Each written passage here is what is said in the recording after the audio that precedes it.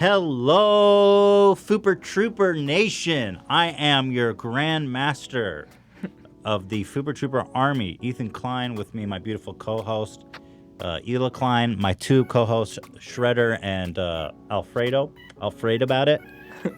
Today we have the legendary Casey Neistat with us, the Grand Master vlogger, innovator, and entrepreneur, workshop organizer. He's got a crazy workshop that I think people really like. Professional runner, the guy runs a lot. He's Forrest Gump essentially, but not retarded. That's too early to drop the R bomb. You cannot say that word. Why not, Ela? It's the R word. It's the R word. It's just the R word. Yeah. Well, you can't say the F word too. Let's see. Before we bring Casey in, he is awaiting backstage on the Gatsby, which is really exciting. But before we bring him in, I want to announce that the new collection has dropped today at teddyfresh.com. Lots of good stuff. This is a huge collection, guys. It's so fun. Here, take a look at the screen. I'm going to blast through this really fast. Ela, you talk about it. The zip-up hoodie, color block, knit a hug, tie-dye. That tie-dye. Color block hoodie in new colors, white. Whoa. Hold on. Let me find those. We got new beanie colors. This is probably one of the most exciting releases this year. We saved all the good stuff for fall, you know? This new windbreaker in two colorways. You've got the coach's jacket for the first time. Zip-up hoodie for the first time. Yep.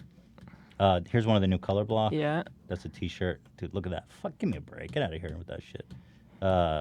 T-shirt. There's so much. There's so many Here's the other new color block. Look at those, dude. Fall colors, baby. That's how we got to do it. There's another zip-up. I got to go even faster. Color block. Zip-up. Zip-up. That's the new color block. I like to call this one the Barbie color. The Barbie color. This is the Need a Hug crew. Wow. Give me a break. There's so many items. Keep going. Another colorway. Oh my God. Need a hug. Okay. There's so many. Okay. This is the polo that I'm wearing. I love this shirt. Look at the colors on that polo. It's fucking sick. Look at all the products, dude. Okay, we're done. This is such an awful beginning to this episode. Well, we gotta always be always be cam. Always be plugging. Always be plugging. Well, with that being said, now that I've dropped the R-bomb, F-bomb, and had the worst intro possible to our podcast here with Casey, let's bring in Casey. Hopefully he can make this a little bit better. So without further ado, I welcome Mr. Casey Neistat to the show. Casey, that's your cue, baby. Oh, hit him with the... Oh, you see, Dan? That was. Dan. Oh, okay. Dan, that's what I was afraid was gonna happen, Dan. You basically just. I smell like coffee. Oh, Jesus. Oh, man. This podcast is such a disaster. No! The dog's there. Behind you. All right. Yeah, just leave. You can leave it there. Dan, that's what I says. Dan, add more tape. That's okay.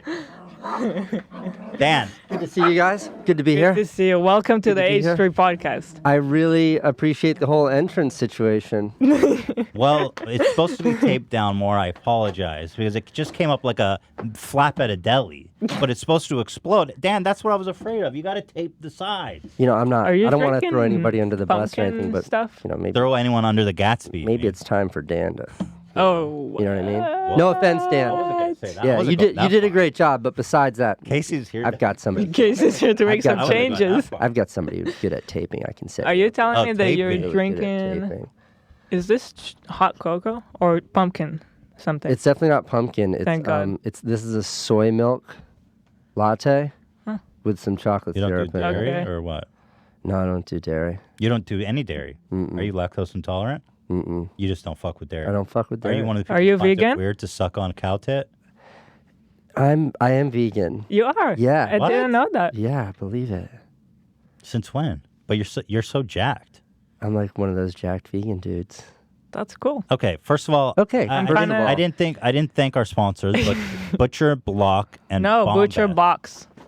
Oh my God, Butcher Block. No. No box. Oh, it says Block in my document. We got to retake this episode. Oh my god. Butcher box. Right, Dan? Butcher box. Butcher box. And Bombas Sock Company. Teddy Fresh, of course. Now, you're one of these jacked vegans, but you run a lot. But you're jacked. So are you doing push-ups and sit-ups and all that shit? Are you doing weights? Like, why are you Is this jacked? part of the plug? Are we still doing We're your... not plugging We've it. moved on from that. Wait, whoa. Don't kill the dogs. I've got eyes on both of them. Okay. Where's Shredder? Right behind you. Okay. All right, Dan is slowly backing the Gatsby out of the This office. is such a mess. You know, just thinking out loud here, Yeah. if the picture of the guest was printed on maybe a thinner paper. I know, that's and what then, it was hear me out, you before. perforate that paper. We've done with the all needle. those. That And is it doesn't exactly work? what we did last time. Dan is rolling his Dan literally shuts the door. Sorry, Dan, I appreciate the effort. That's exactly what we did last time. I don't know why these guys show up with a canvas printout not taped on the bottom. I'm teasing. It's also terrifying for the viewers at home. Your Gatsby has no brakes. Yeah. And between the threshold to the door where I have to have momentum Yeah. to break through my canvas picture, there's like 72 inches tops before you're at cameras and tripods. Yeah. So this is a high-risk maneuver. But you know what? Absolutely. That's the mobility spirit. That's the spirit. When No, you get on I a can mobility do. scooter, you drive through an escalator. You Has anyone fall. driven that Yeah. an escalator? You want to see? I can't show you because I die, but yeah. This No, I don't dude want. That is sounds real. horrible. Was it an accident or was it somebody It's doing a goof? No, it's hilarious. Oh, okay. Okay. I can but he handle does that. die. Nope. He does. He No, I goes- believe you. Yeah, but That's it's just funny that's because he a little- goes. yeah, that Well, anyway, he misses the elevator and he's like, keeps trying. keeps ramming it when it's clearly left, and then he just kind of like Oh, disappears. and then it opens and he disappeared. no, and it didn't open. He fucking forced his way through. he literally died. Yeah. Dude, it's hardcore metal, dude. That is so metal. Yes. I'll show it to you off the air because I don't think I could show people dying. Yeah, on the that's podcast. heavy. Also, What are we talking? So, do you do sit-ups and push-ups, and why are you so jacked? well, actually, I've broke my collarbone like a month ago, so I've been a month of nothing but stagnation, just kind of sitting around eating stuff, waiting to get healed. Really? How Yeah. did that happen?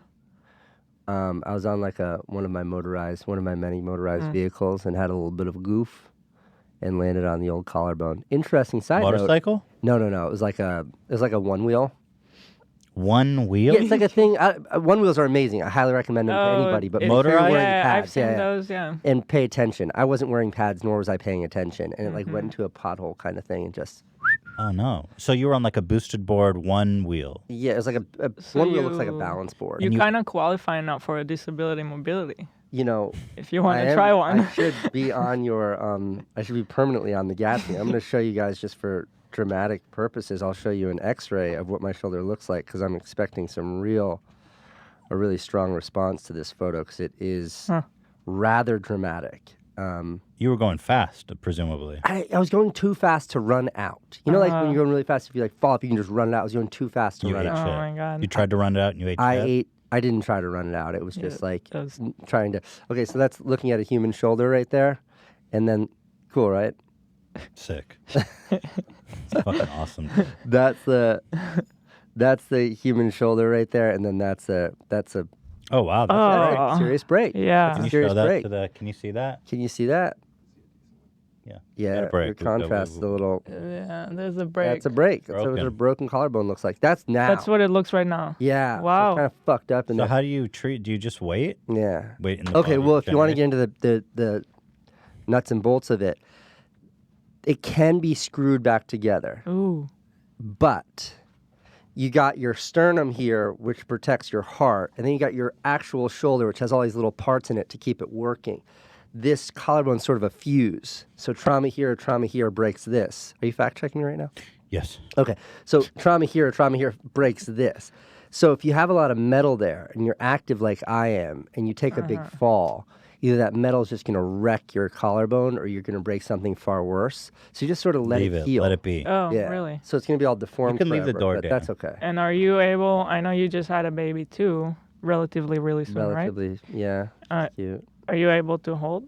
I can hold her. The only thing that's tough is like when my older kid comes running at me, screaming, pick me up. She ain't got- Wow, she ain't- that's really know about that's a that. big injury for you.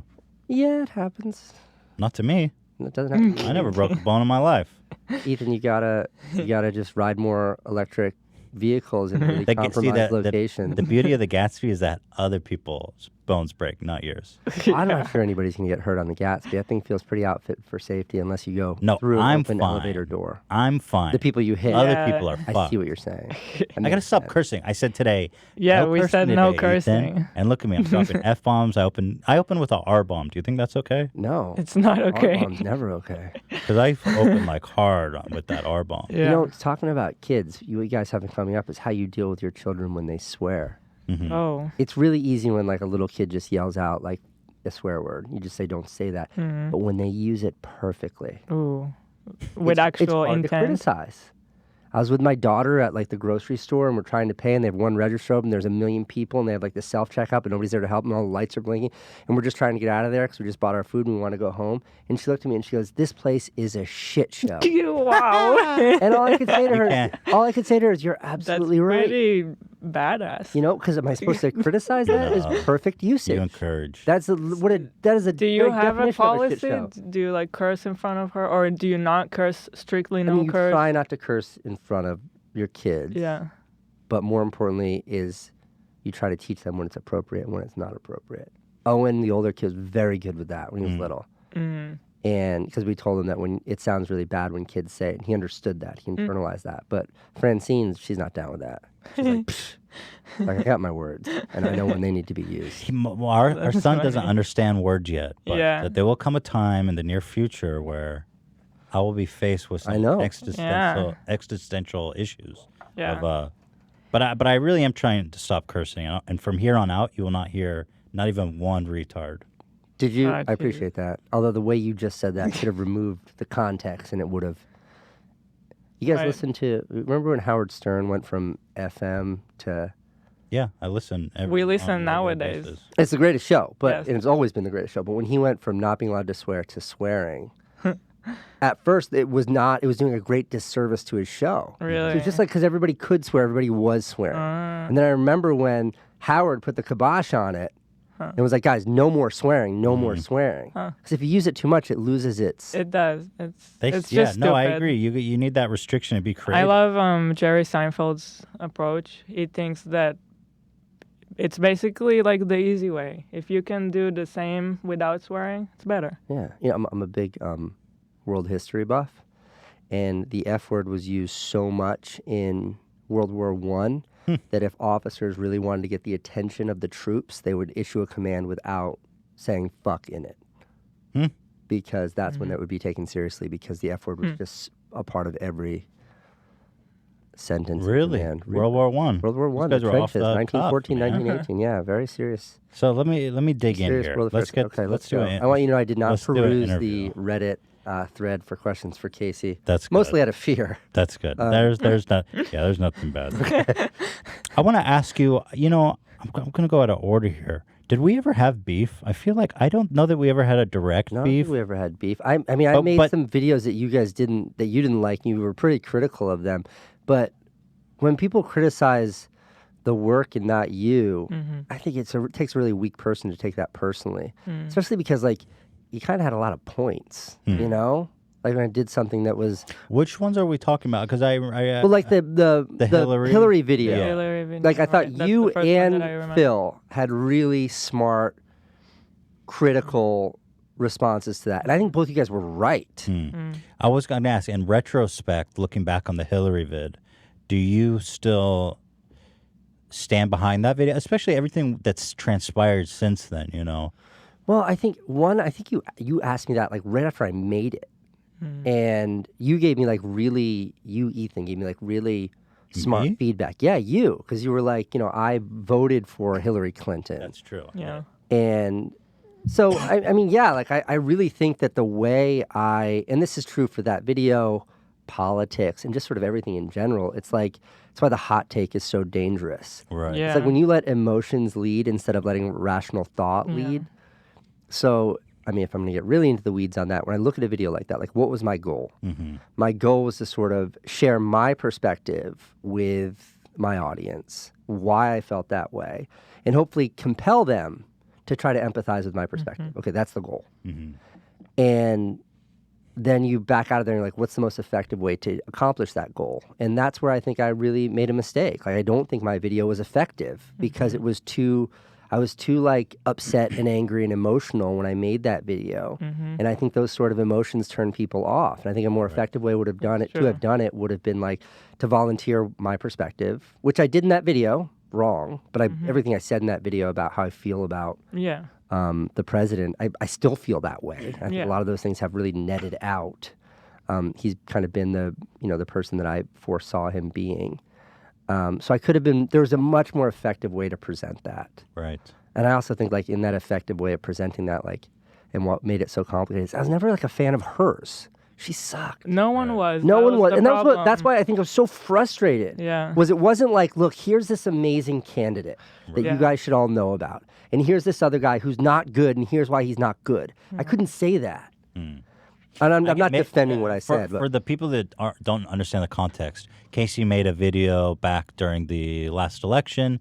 You had basically said vote for Hillary because Trump. It was don't vote for Trump. Yeah, don't. And here's why. But that wasn't the part that got me in trouble. But you had a sense of urgency. I had a sense of urgency, and I also was like really you said, frustrated. emotional. I was emotional, but I was also really frustrated then with the YouTube community because the community at large, like, given the pro-Trumpers, who I respect and I understand. My dad voted for Trump. I have no beef with people who have different political positions than mine.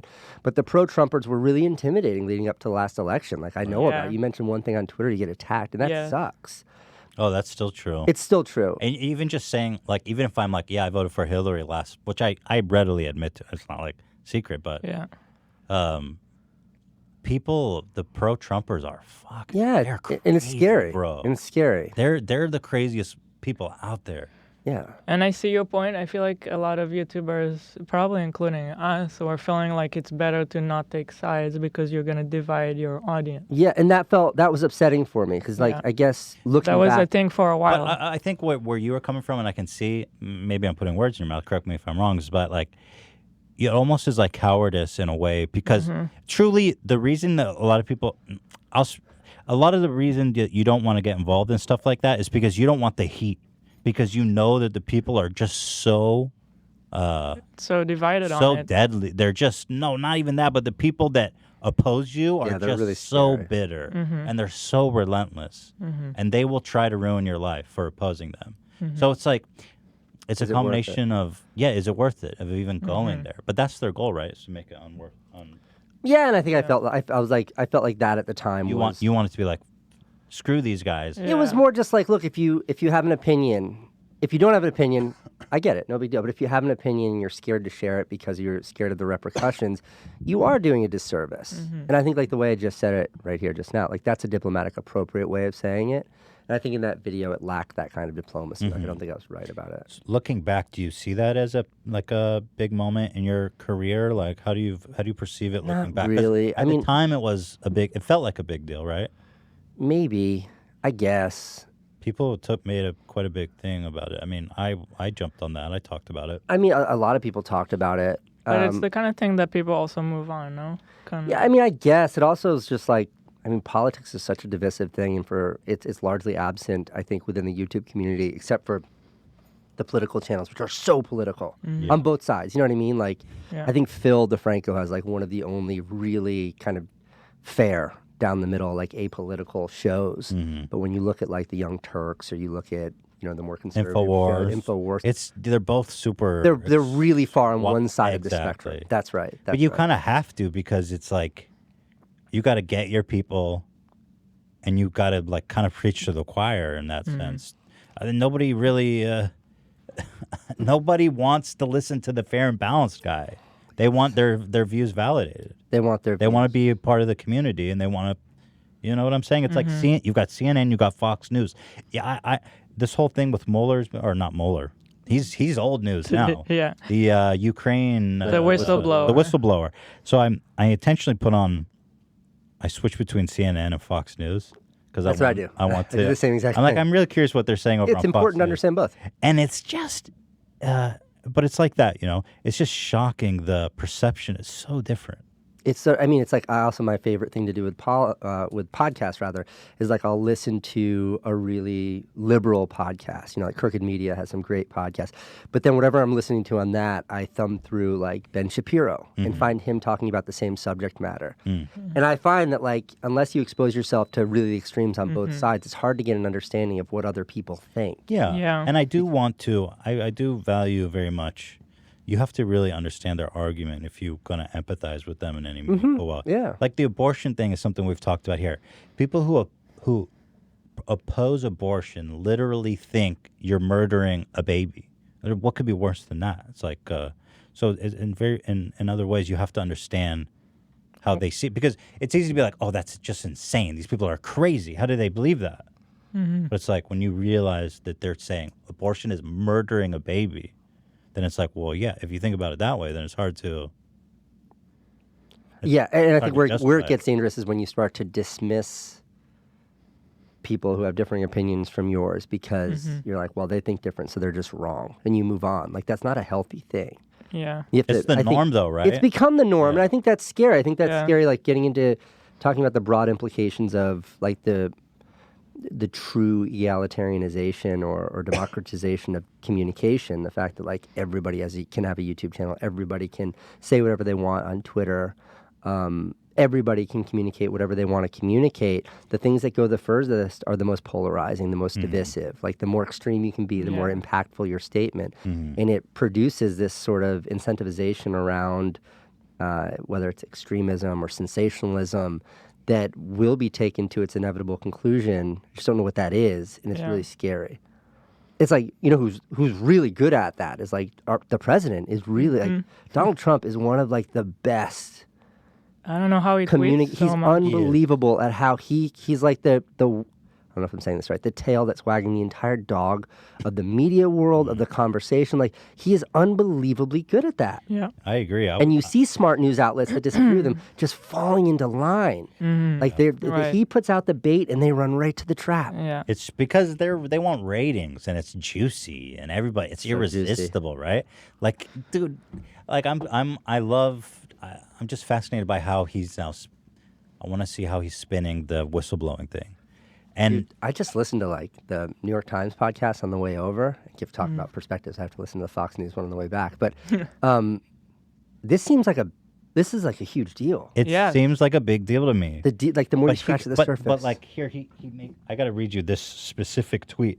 This is how he phrases it. Do you follow Donald Trump on Yeah, Twitter? of course. How come I don't. I can't. how can you not?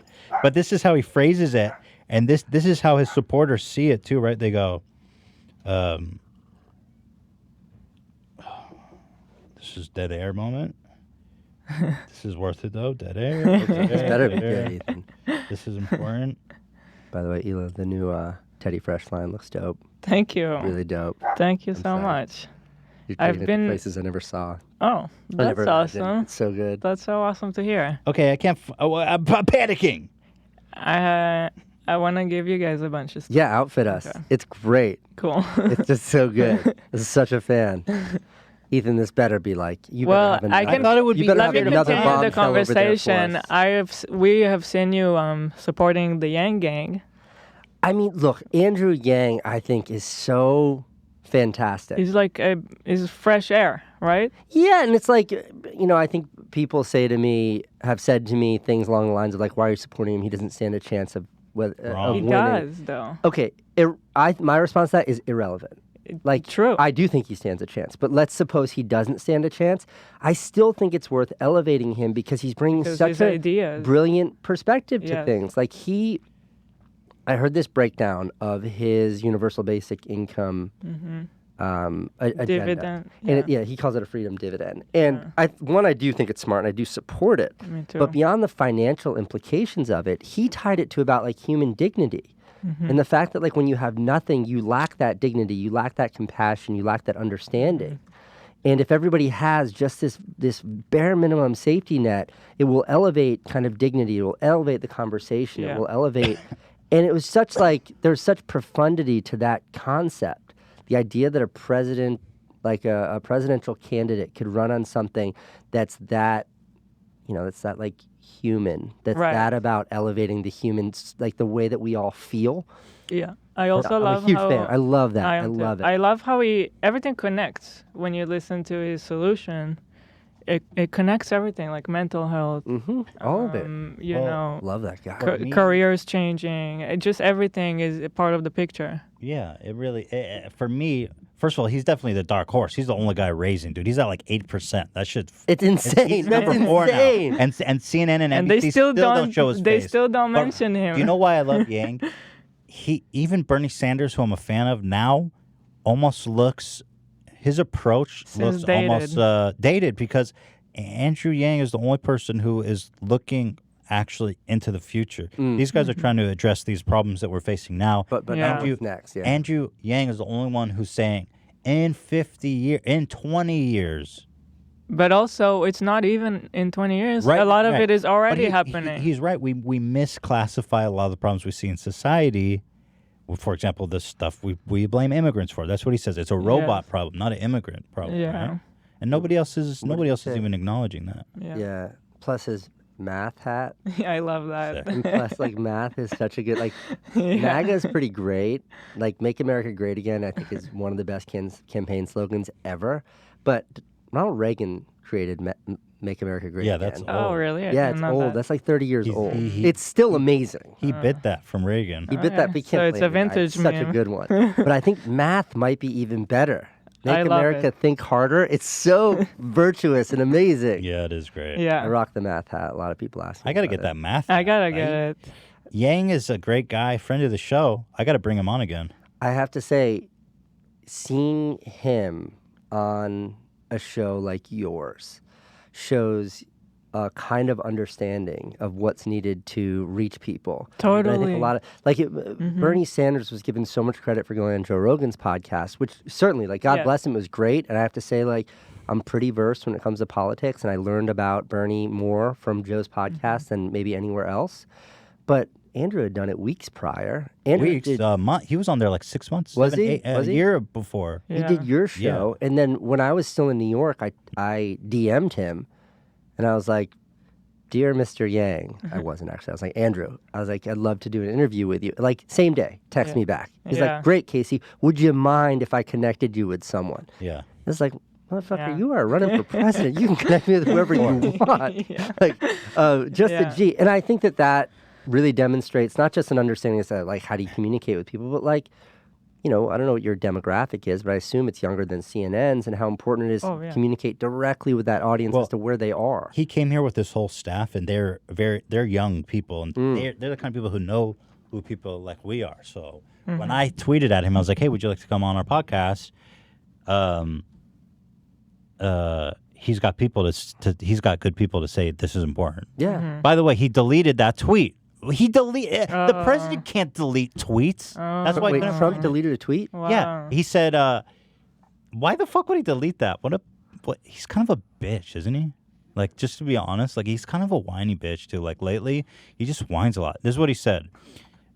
He said Democrats are trying to destroy And the we wanted Republican not to Party and curse. all it stands for. Fight hard." He Wait, goes. he said Republicans? He says Democrats are Dem- trying to destroy the Republican Party and all it stands for. Stick together, play their game, and fight hard, Republicans. Our country's at stake. Why would he delete that? I don't know. It makes you wonder, doesn't it? I mean, there's a lot of things he should be deleting if he's looking out for his own well-being, but I don't know that This is the kind of tweet- rhetoric where he's like, I'm under the microscope for something really bad. We're going to investigate and find out if it's true, the whistleblower complaint. But his response is, it's a conspiracy. We have to stand together. They're trying to destroy our country.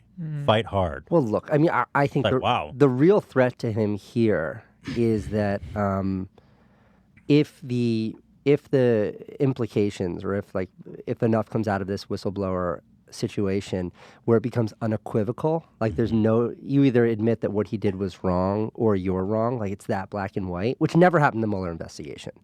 Obstruction of justice, like what did Mueller say? Like this, if he had not committed obstruction of justice, I would have said so. It's like, does that mean he did? It's Like, so he annoying. speak fucking English. I It's didn't understand so a thing he was saying. annoying. He But was saying, yeah, I hear. I know what he was saying, Yeah. but it was complicated. It was Yeah. easy Yeah. to Yeah. it was easy to argue that like this is all noise. Yeah. Yes. But if this comes out so black and white, I think the real fear here and the concern for the president is that like if it's so unequivocal that the Republicans are like, okay, I'm not just going to just keep playing the violin on the deck of the Titanic here. Like, I'm not going to ride this thing down. And then they start to come out and criticize him. Like, Well, the whole house of cards could fall quickly. it could. And that's a Yeah. scary prospect. But he's already, for him. the spin is already, he's already ahead of that because he's going, the whistleblower is a partisan hack. He's a spy. Right, but did you watch the interview with the acting DNI yesterday? Yeah. Yes. Not the interview, the The- when he was in the hearing. It What wasn't is it? deposition, it was a Hearing? congressional hearing. Yeah. Yeah. It's tough. Like, he can say that about Mueller's 12 angry Democrats, which I don't think was actually true. But the point is, like, you can spray a fog machine at that and make it blurry. But something like this, like, you can have much I harder don't know time if spinning. that's, I mean, Yeah. You disagree? I would like to think that's true because the accusations that I see are just, textbook corruption. It's not, Yeah, but come on, he's But- a Teflon but he's Don. saying- Nothing's he going to goes- stick to Donald Trump. well, that's what I'm saying. Okay. Yeah. I'm We're saying, agreeing. one, Yeah. the whistleblower is a partisan hack. We're already spinning that narrative. Two, okay, even if the complaint is true, I see them saying this too already. Even if the complaint is true, then all I was doing was trying to investigate Joe Biden's son's corruption. It wasn't about trying to benefit me. I was trying to. Yeah, that's their Joe talking- Biden's son talking point. was doing corrupt things in Ukraine, and I was just investigating for the good of our country. What aboutism is incredibly effective, isn't it? You know?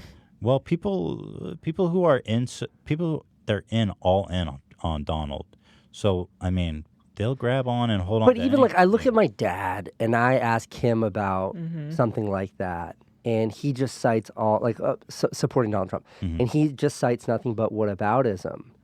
And I think it's really interesting because of just how effective it is. And I have to say, like, like during the 2016 campaign, he made the whole thing about like, what about her? What about her? What about? And it was wildly effective. Yeah. It was wildly effective. Yeah.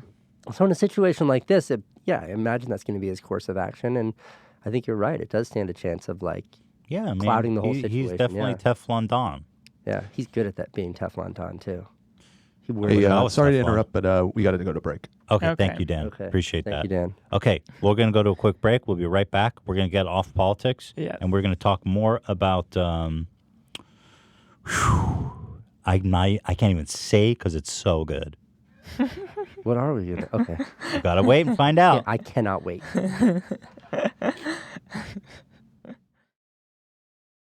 When it comes to meat, Hila, it's more than just texture and taste, okay? There's other things you need to factor in. There's hidden cost of low-quality meat. Instead, you've got environmental costs. You've got weird flavors. It's all bad. But quality, humanely raised meat, it needs to be important to everybody. It's better for you. It's better for the animal. It's better for the environment. That's what's the beauty of Butcher Box. I'm talking Butcher Box. They're going to send you a ridiculous amount of meat, dude. 9 to 11 pounds of meat. Enough for 24 individual meals. It comes frozen and dry ice, baby. Packed, fresh, shipped, frozen, vacuum sealed. You can customize it however you like, whatever cut you like. I'm talking 100% grass-fed, finished beef, free-range organic chicken, heritage breed pork, wild-caught salmon.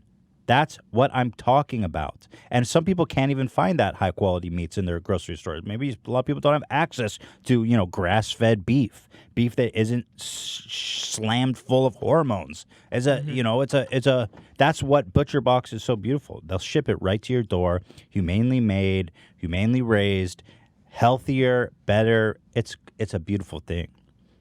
It's a no-brainer. It's the best meat shipped right to your door, which means one less trip to the grocery store. You got all the good. Oh, I got bacon too. Come on! It's the most affordable and convenient way to get healthy, humanely raised meat. With ButcherBox, you get the highest quality meat for just around $6 a meal.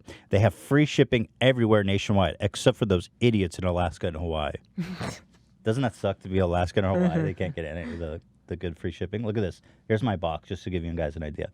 This is what the meat sees before it's eaten. Here's the dry ice to keep it fresh. Everything was frozen solid. Alaskan socket salmon. Look how like that. It's rich red color. Grass-fed beef rib steak. Or you know what? Ribeye steak. You know what I'm saying. You know what I'm trying to say. Look at all that meat, dude. Bacon, thighs, pork, ground beef, chicken breast. And that's the steak we made. It was delicious. It was so good. Unbelievable. I mean, give me a break here, folks. Here's a deal that I've never heard before. ButcherBox is offering new members ground beef for life. Take that in. It's like Willy Wonka with the everlasting gobstopper. Yes, Really? ground beef for life. That's 2 pounds of ground beef in every box for the life of this subscription. Plus $20 off the first box. Damn. But that's just what I need is a lifetime supply of ground beef.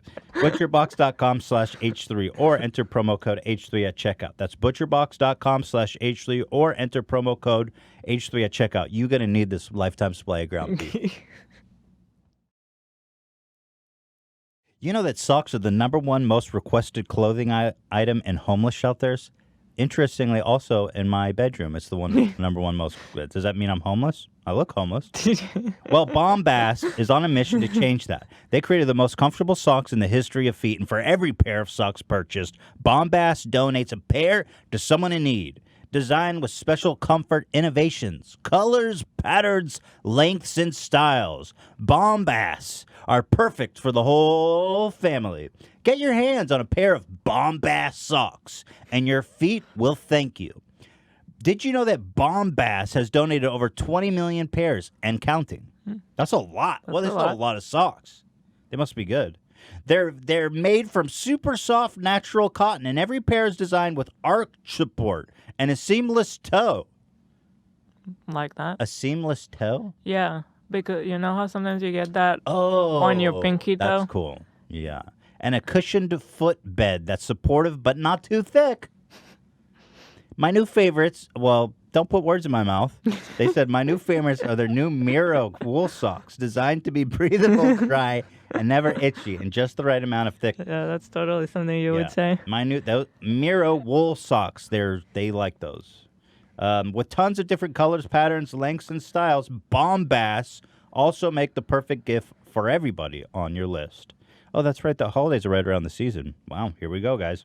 I got a offer for you. Save 20% on your first purchase when you shop at bombas.com/H3. That's BOMB, bombass.com.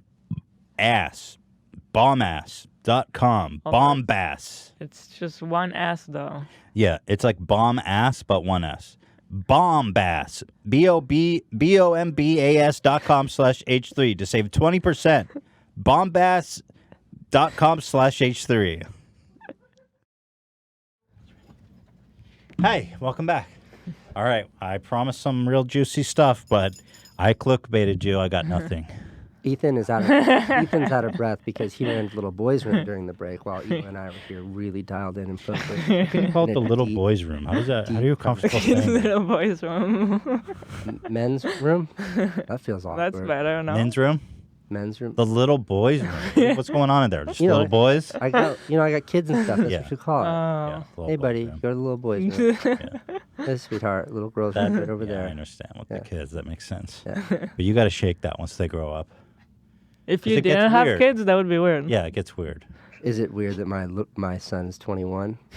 He's a 6'2" grown-ass man who's a junior in college. Frankly. Well, thanks for telling me. Yeah. Just wanna let you know. God, I can only imagine how much you saved me by telling me that. All right, bring on the juice, man. I'm ready. Do Fire it you, first of all, you're in L.A. You're Mr. New York. What are you doing in L.A., dude?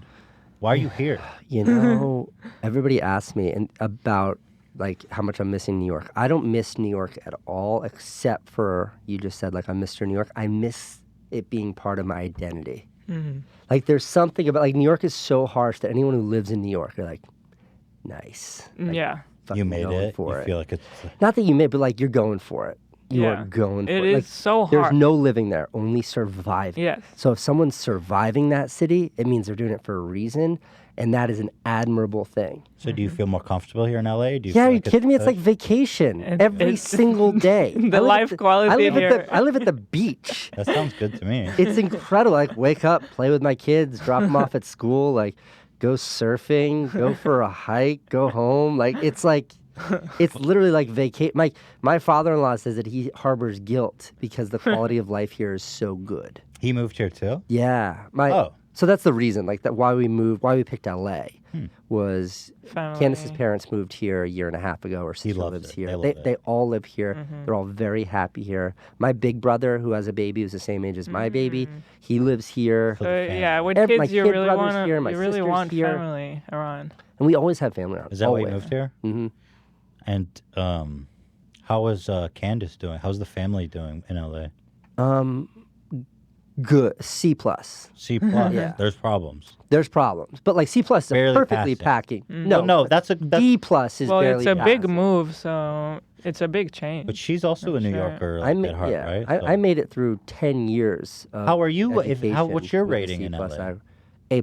Oh, A plus. A+. To the point, Ethan, where no shit, I cannot have this conversation with Candace. Like this morning. Really? She got back from New York last night. She was there for work for 4 days. She got back this morning. And I was like, you've been quiet. And she's like, well, I can't tell you how good my trip was and how much I love New York because you're just going to say to me, well, I love LA and we're going to fight. And I'm like, Wow, you guys "Oh." have coastal like I'm beef, "Oh, like she's Biggie right. and Tupac. She's right. We do. I'm So Tupac. you're Tupac. She's Big, yeah. Which means I go down first, but at the end of the day, we both lose. We both lose. And so your wife is currently breastfeeding, right? No, I thought we weren't going to talk about this. No, we don't breastfeed.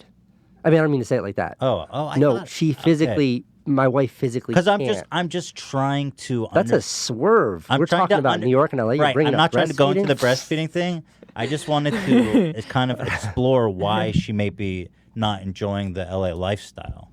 I think there's myriad reasons. One, I think she does enjoy aspects of the LA lifestyle in a big way. Two, and this is probably the biggest factor, I kind of spent like the last year of my life in New York buttoning things up. Like I was checked out.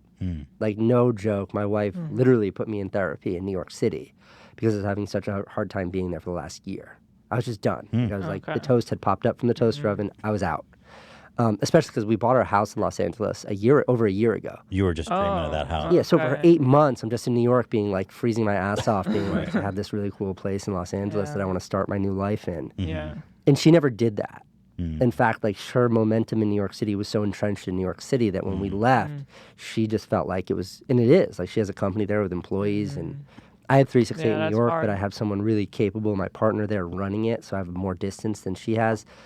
So there's a whole bunch of those factors. Yeah. And then on top of that, a lot of the aspects that I love about LA, she doesn't partake in, if that makes sense. I mean, to be cryptic, what I mean is like, in my neighborhood, I have 10 friends, not weed. Partake. Candace does smoke weed. She partakes in Partake weed. sounds like a weird thing. I mean, like, I have like a dozen friends that all live in my neighborhood. Right. And like, we hang out like children. We like go to the beach together and we exercise together and ride bikes So together. do you think she's feeling left out a little bit? I think she's feeling left out on the fact that I'm so happy here and I'm so excited to be here, and she's not, and that causes resentments. Not that she's not. I but can that be she's friends concerned. with her if she wants because I have no friends. Cool. I have like one friend. I appreciate I really One friend's appreciate good. that, That's the Eli. beginning. Yeah, I mean, One friend is let's- a great place yeah, to that's a start. good place to It's a start. great place to start, and yeah, I'd appreciate that. Then you just invoice me for it or whatever. I'll get you a check or I can wire transfer you. wow. I can Venmo you for that. But like, let me know. Yeah, her friend rate's steep. Free She home charges charge. me. I know she does. I know she does. But no, overall, it's good. The kids are happy. Like they really enjoyed it. Like That's good. My daughter went to a summer camp that was at the beach. Like how crazy is that? That's awesome. And she Yeah. was like, so the bigger concern was like, I can handle Candace's stress about this move because it makes sense. It's rational. I was really worried about the kids freaking out. Oh yeah. And they haven't. Like, I think my daughter's really excited LA to be rules. here. LA's an unbelievable That's town. how I feel. love LA. I sometimes when I'm here and it's like I feel like this is so nice that I start to understand where white privilege comes from because Okay. sometimes I feel like, oh, that's white privilege. Like I feel so privileged sometimes, you know, because I'm like I hate Just my that. natural state of being, really. Yeah, exactly. Privilege. Yeah. I'm not that kind of person. I will say, like, of white privilege, but talk- I feel like this is euphoria here. I say it a lot because, like, especially coming from Israel, I don't know, it's everything is so nice here. Yeah, I'm sure there are people who are living impoverished and in shitty places in America, but not here, baby. I don't know. Except for the homeless people. Yeah, it's But I pretty. mean, come on. It's pretty simple. But no, like that. What you're talking about, I feel like, especially since I got here, my focus has been finding a footing and like spending time with the kids, spending time with the family, like really embracing the things that I never did in New York. And it does show like just how privileged of a life you have. Like until you like stop the sprint and like you're just sitting there catching your breath, looking around, it's hard to realize just how special. Right. And like a word that I use that hardworking, successful people don't like to use is lucky. Yeah. Like, fuck that hustle, hard work, like all of it's bullshit. Luck is 98% of it, being at the right place at the right time. And the 2% is talent and hard work and all that other stuff. Like, come on. I really don't know how I feel about it. I Not can't. 2%. Okay, I'll go 3%, but I won't go. I make fucking cool YouTube videos. But you- and that warrants this insane life that I Casey, have. It's no, Casey, fortunate, no but- one can make your videos. Well, I appreciate even you- though everyone No, tries. but also you're psycho, bro, and I mean that as a compliment. Like Thank you. you posted a video every day for 800 days. I mean, that's not luck. That's like you literally. I would imagine the thing that I thought when I was watching your vlogs, like for 800 days in a row, is like this guy doesn't see his family probably. Well, that was the truth. Right. But So yeah, have you ever met like a coal miner or a construction worker who's worked OT 800 days in a row? Because they exist. have I ever met a coal miner? Yeah, do you know any coal No. miners? I really don't know any either, but I do know this. Coal miners work way fucking harder than a vlogger Well, that's okay. or a podcaster, but they but- don't get to live these ridiculous lives that we get to live in New York and LA. And Yeah, that's but what I they- mean but- by... But you did start a whole new genre, Well, I appreciate YouTube? all of that. Popularized, let's say, right? popularized. The way right, she you said it didn't. sounded more... You like started? more You, would magnanimous. you say you started it or popularized it?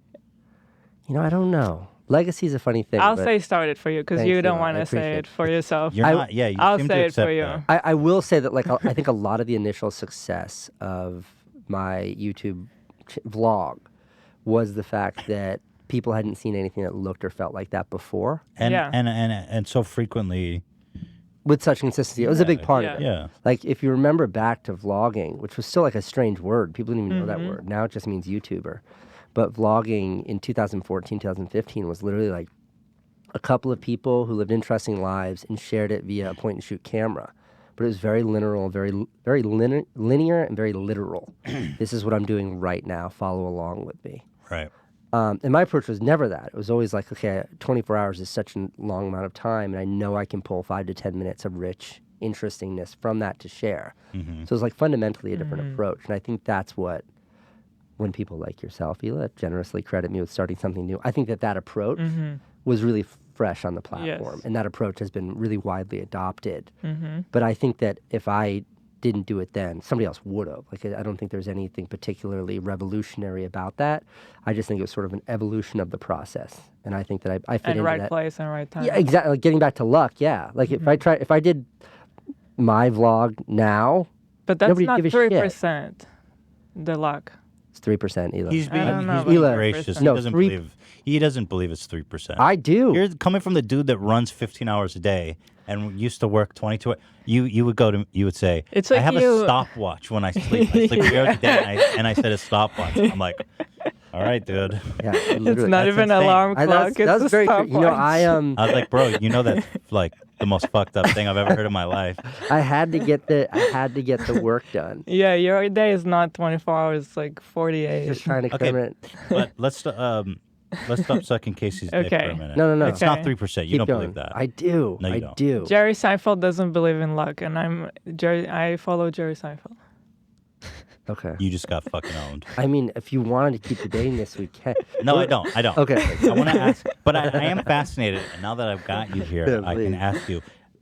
I can tell, and you've just told me. I do wonder about like the amount of work you put in, your dedication to your job at the time, how that did affect your family and your home life, and essentially the consequences of working so much. I mean, it affected it tremendously. And I think that the working so much was only a small part of it.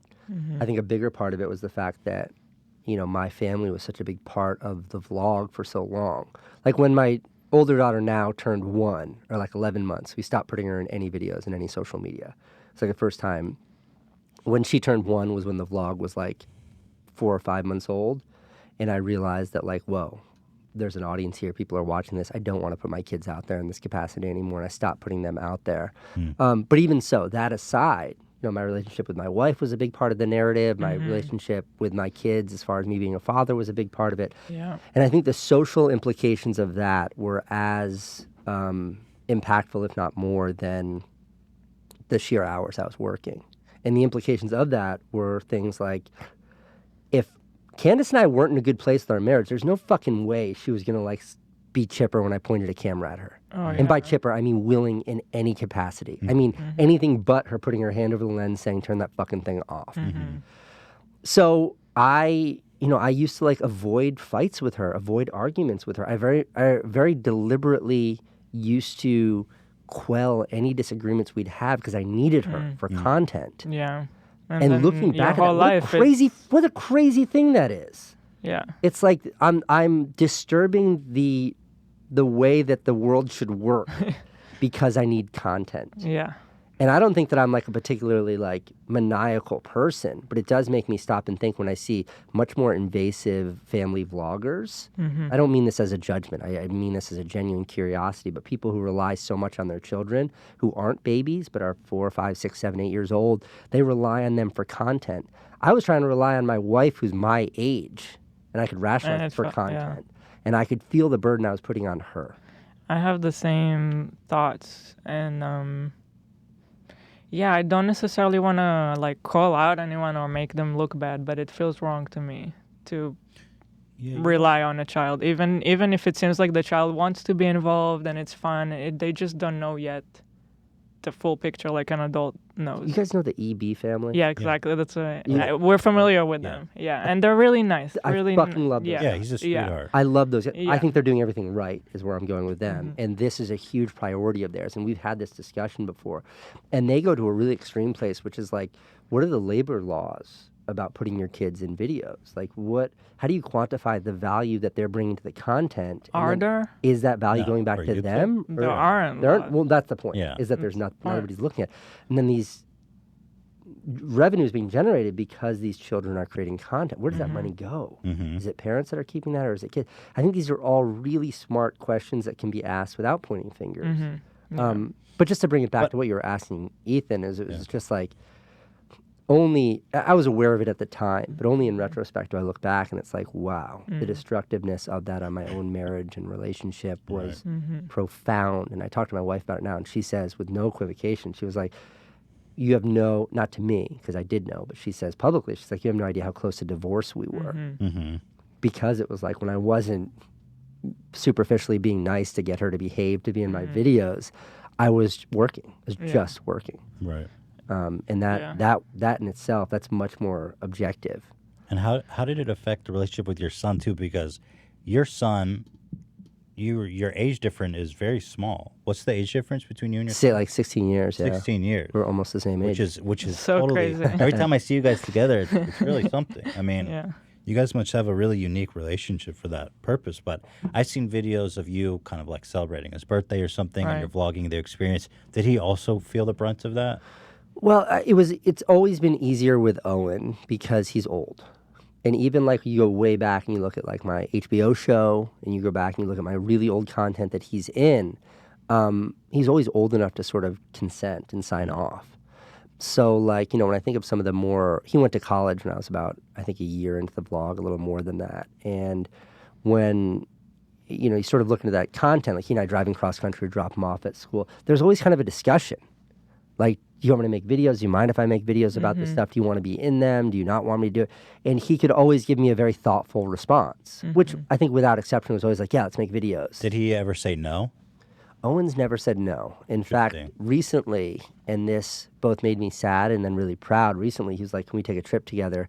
Because we haven't made a video together in a really long time. And it made me sad because we haven't made a video together in a long time, but it also made me like, it was the first time that he really sort of showed me unprovoked that he's not just doing this because he thinks he's supposed to, or he's not just doing this because he thinks I want him to do it, but it's something that he does like. likes that. Yeah.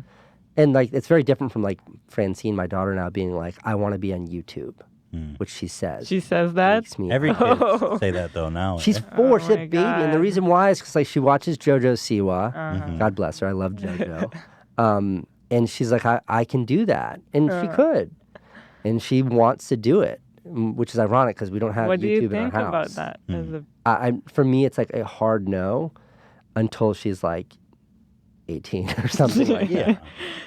It's just because I know that she has no idea what it means. it's so I was brutal. 34 or whatever, 35 when I started really putting myself out there on YouTube. I had no and idea it what is it meant. so brutal. So how can a child have any understanding of what it means? Even JoJo, who I adore, and I never miss an opportunity to say how much I appreciate her, and I genuinely do. She's an amazing person.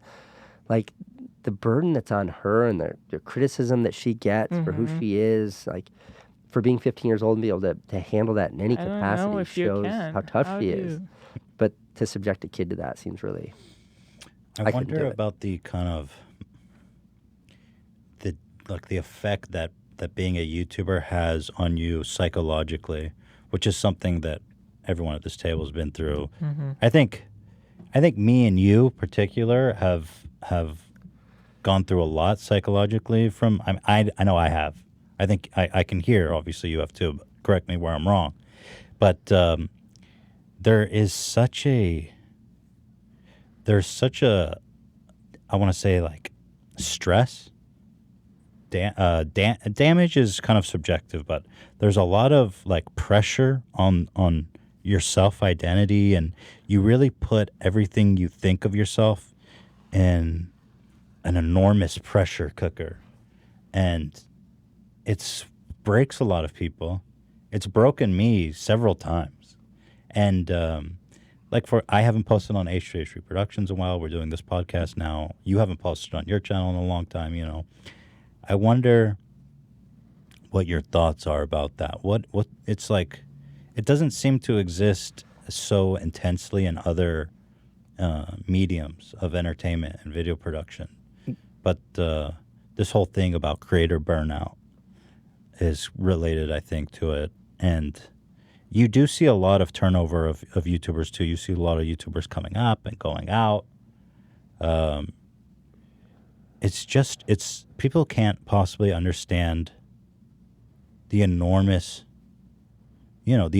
of pressure that you undergo when you put yourself out there like that. Yeah, and I think that, I think it's so new. Everything you just said is right, but I also think that it is exasperated by the fact that it's so new. This is never, like, we've had movie stars and actresses for almost 100 years. You know, we can look back in 1919, like when talkies were starting to come up.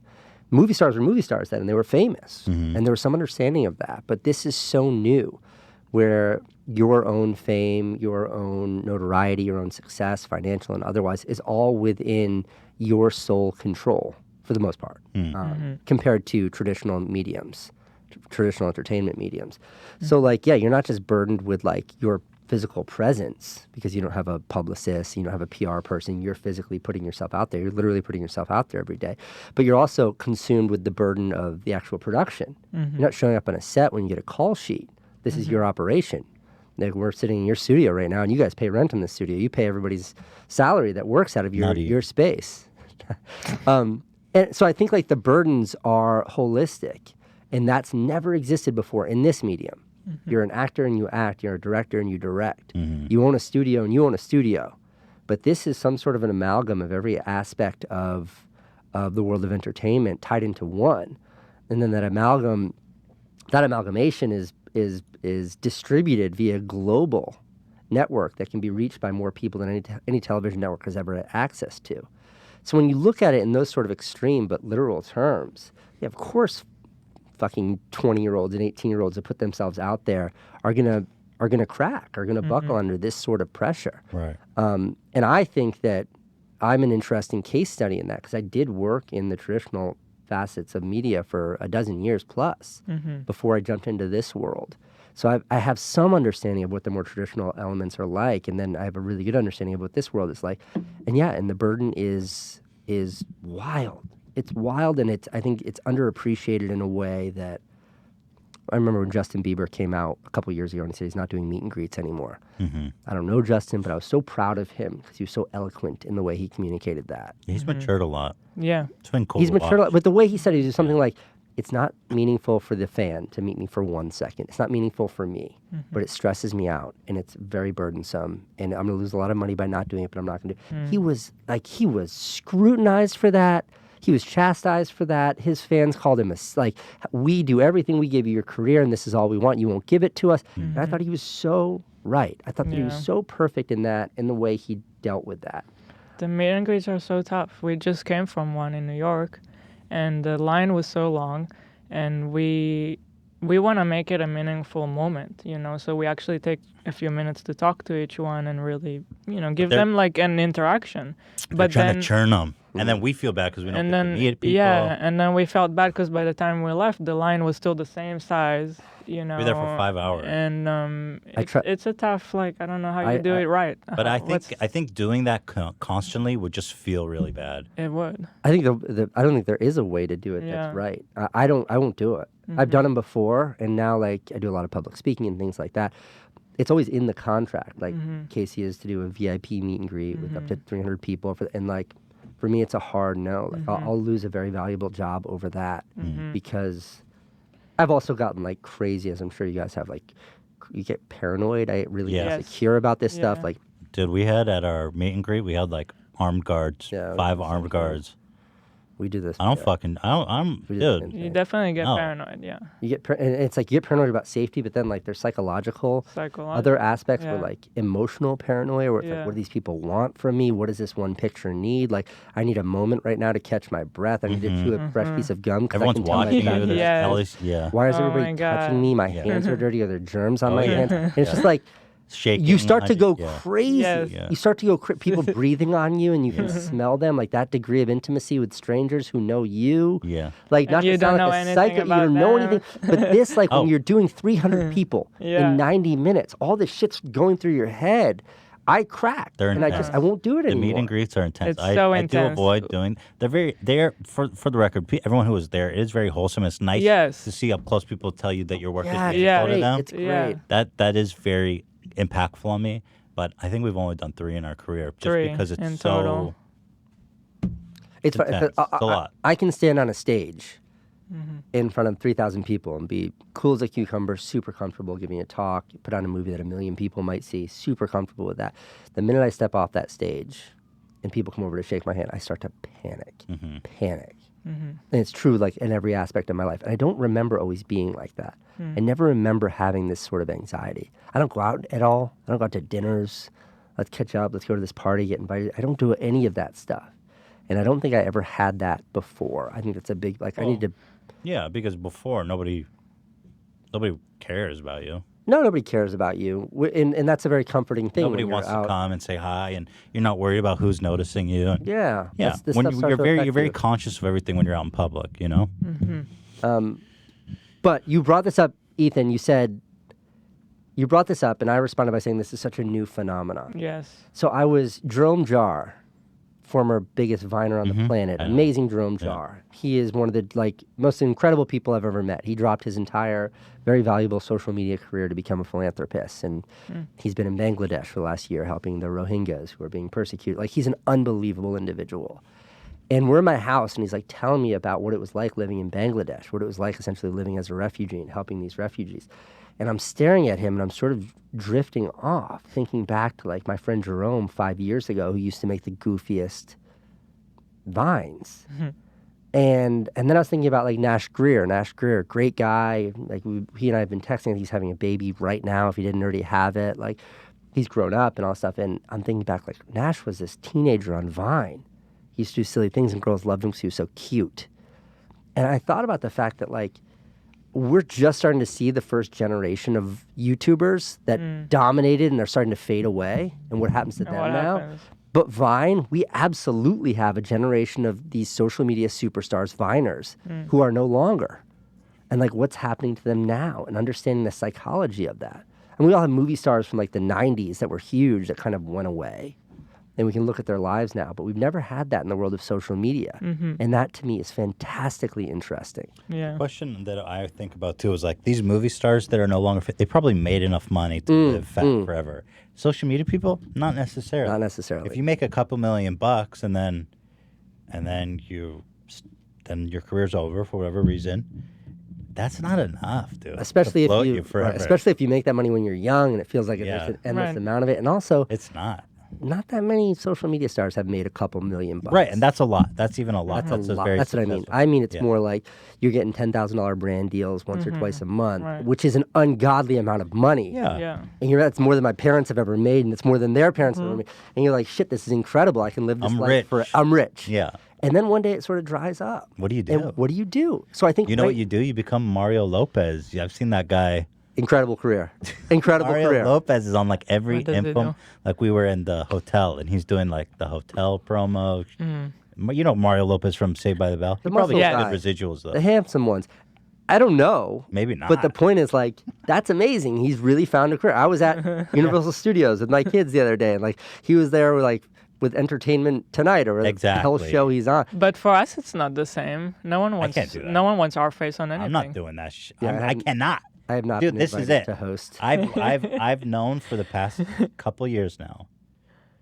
This is it, baby. There's no next. Like I need to be good for life because after this, I'm not going to be a bagger at Ralph's.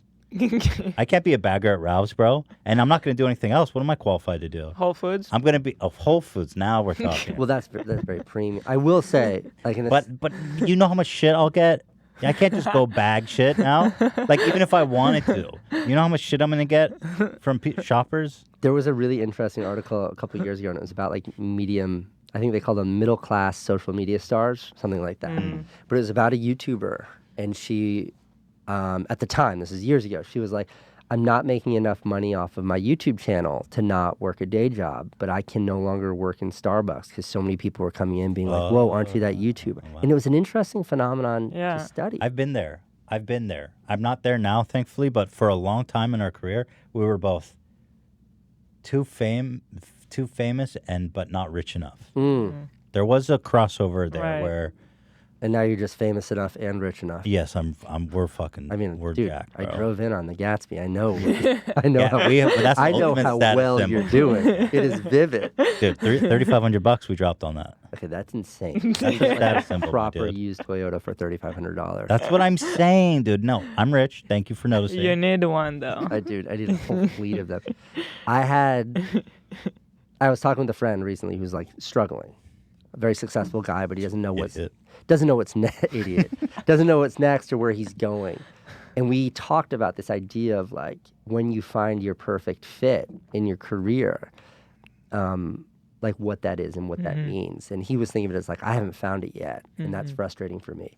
And I genuinely am, concerned's not the right word, but I think often that like, what if that vlog, which felt so right to me when I was making it every day for those 800 days, like felt so right, was like the ultimate creative expression for me. Like, what if that was my high watermark?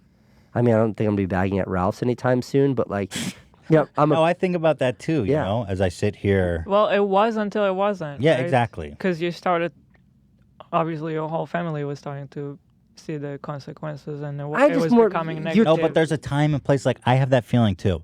But so I was doing H3 videos, and I know that's what people enjoy. Them people love that, and they get lots of views, and it's nice. But there's just a certain point where I just couldn't do it anymore. The format was stale. It felt uninspired. It didn't feel good. It was performing well. It was always doing well, but like it just wasn't working, and that's why we've gone all in on the vlog, is because the podcast. the podcast. I got excited for a minute. No, Vlog. not the Can't wait vlog. to see This that. is kind of just a vlog with one camera, right? A lot of talking. Stationary, yeah. We need more time lapses. But I felt like that time and place, at least for the time being, was it. It had its time and place, and that was it. And I had to go try something new now, Yeah, which dude. is what this is. You peaked at Vape Nation. Yeah, yeah, dude. Even today, the meet and greet, everyone wants to throw up the Vape name. Yeah. I don't feel bad about it. No, Yeah. and you should be proud of it. You created that, and Yeah, I feel but- the same way about the vlog. The only thing that's like a little bit difficult to really understand and comprehend is that like that's what your audience sees and that's what they expect. Like I'm working on something now that couldn't be. It's pretty far from a YouTube video. Like I'm working on a feature-length documentary. And I think it's going to be great. And I think it has real opportunity. I'm Where's it super going? excited about it. I don't know. I'm just working on it. Right now, I just want to make it great. Okay. Interesting. But like, is it going to be as good as my vlog? I don't know. cares? But I know the audience that love the vlog might not love this. You gotta But embrace the change, seasons of and your you life, gotta, my dude. Yeah, I exactly. appreciate that, and you're right, and that's what I'm doing. But it is still a little bit scary. Like I'm, You can't go back. You can't go back Yeah. and do it. You know what I mean? You're like you a- as a person keep evolving, and you can't be the same person that was making That's those. right. right. You You know. got to be like Things change in your life. You That's right. change. You grow up. Years go, and you become a different right. person. The audience is the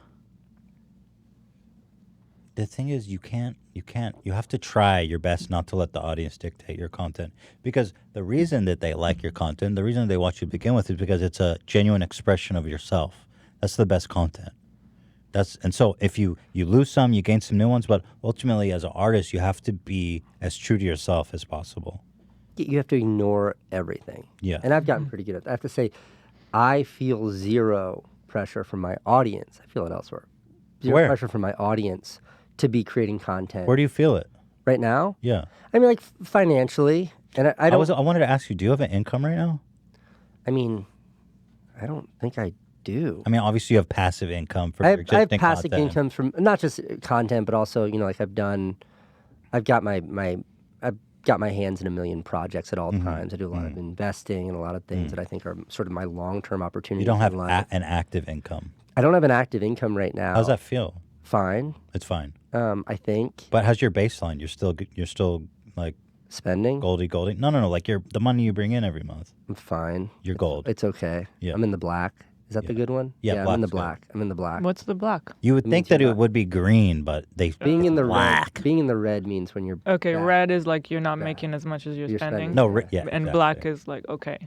Yeah, I'm okay. I mean, I But it's feel gotta like that feel should weird be not blue. to have should be blue. Like okay, Green. should not be black. I think green. green. No. Green means go. No, red green means stop. more money. Green means like Yeah. you're in. No, green is good. You're making money. That's what Yes, black means. but So the I've been in the okay green. should be blue, not black. No, not okay. Black is it's black and red. So I'm in the blue.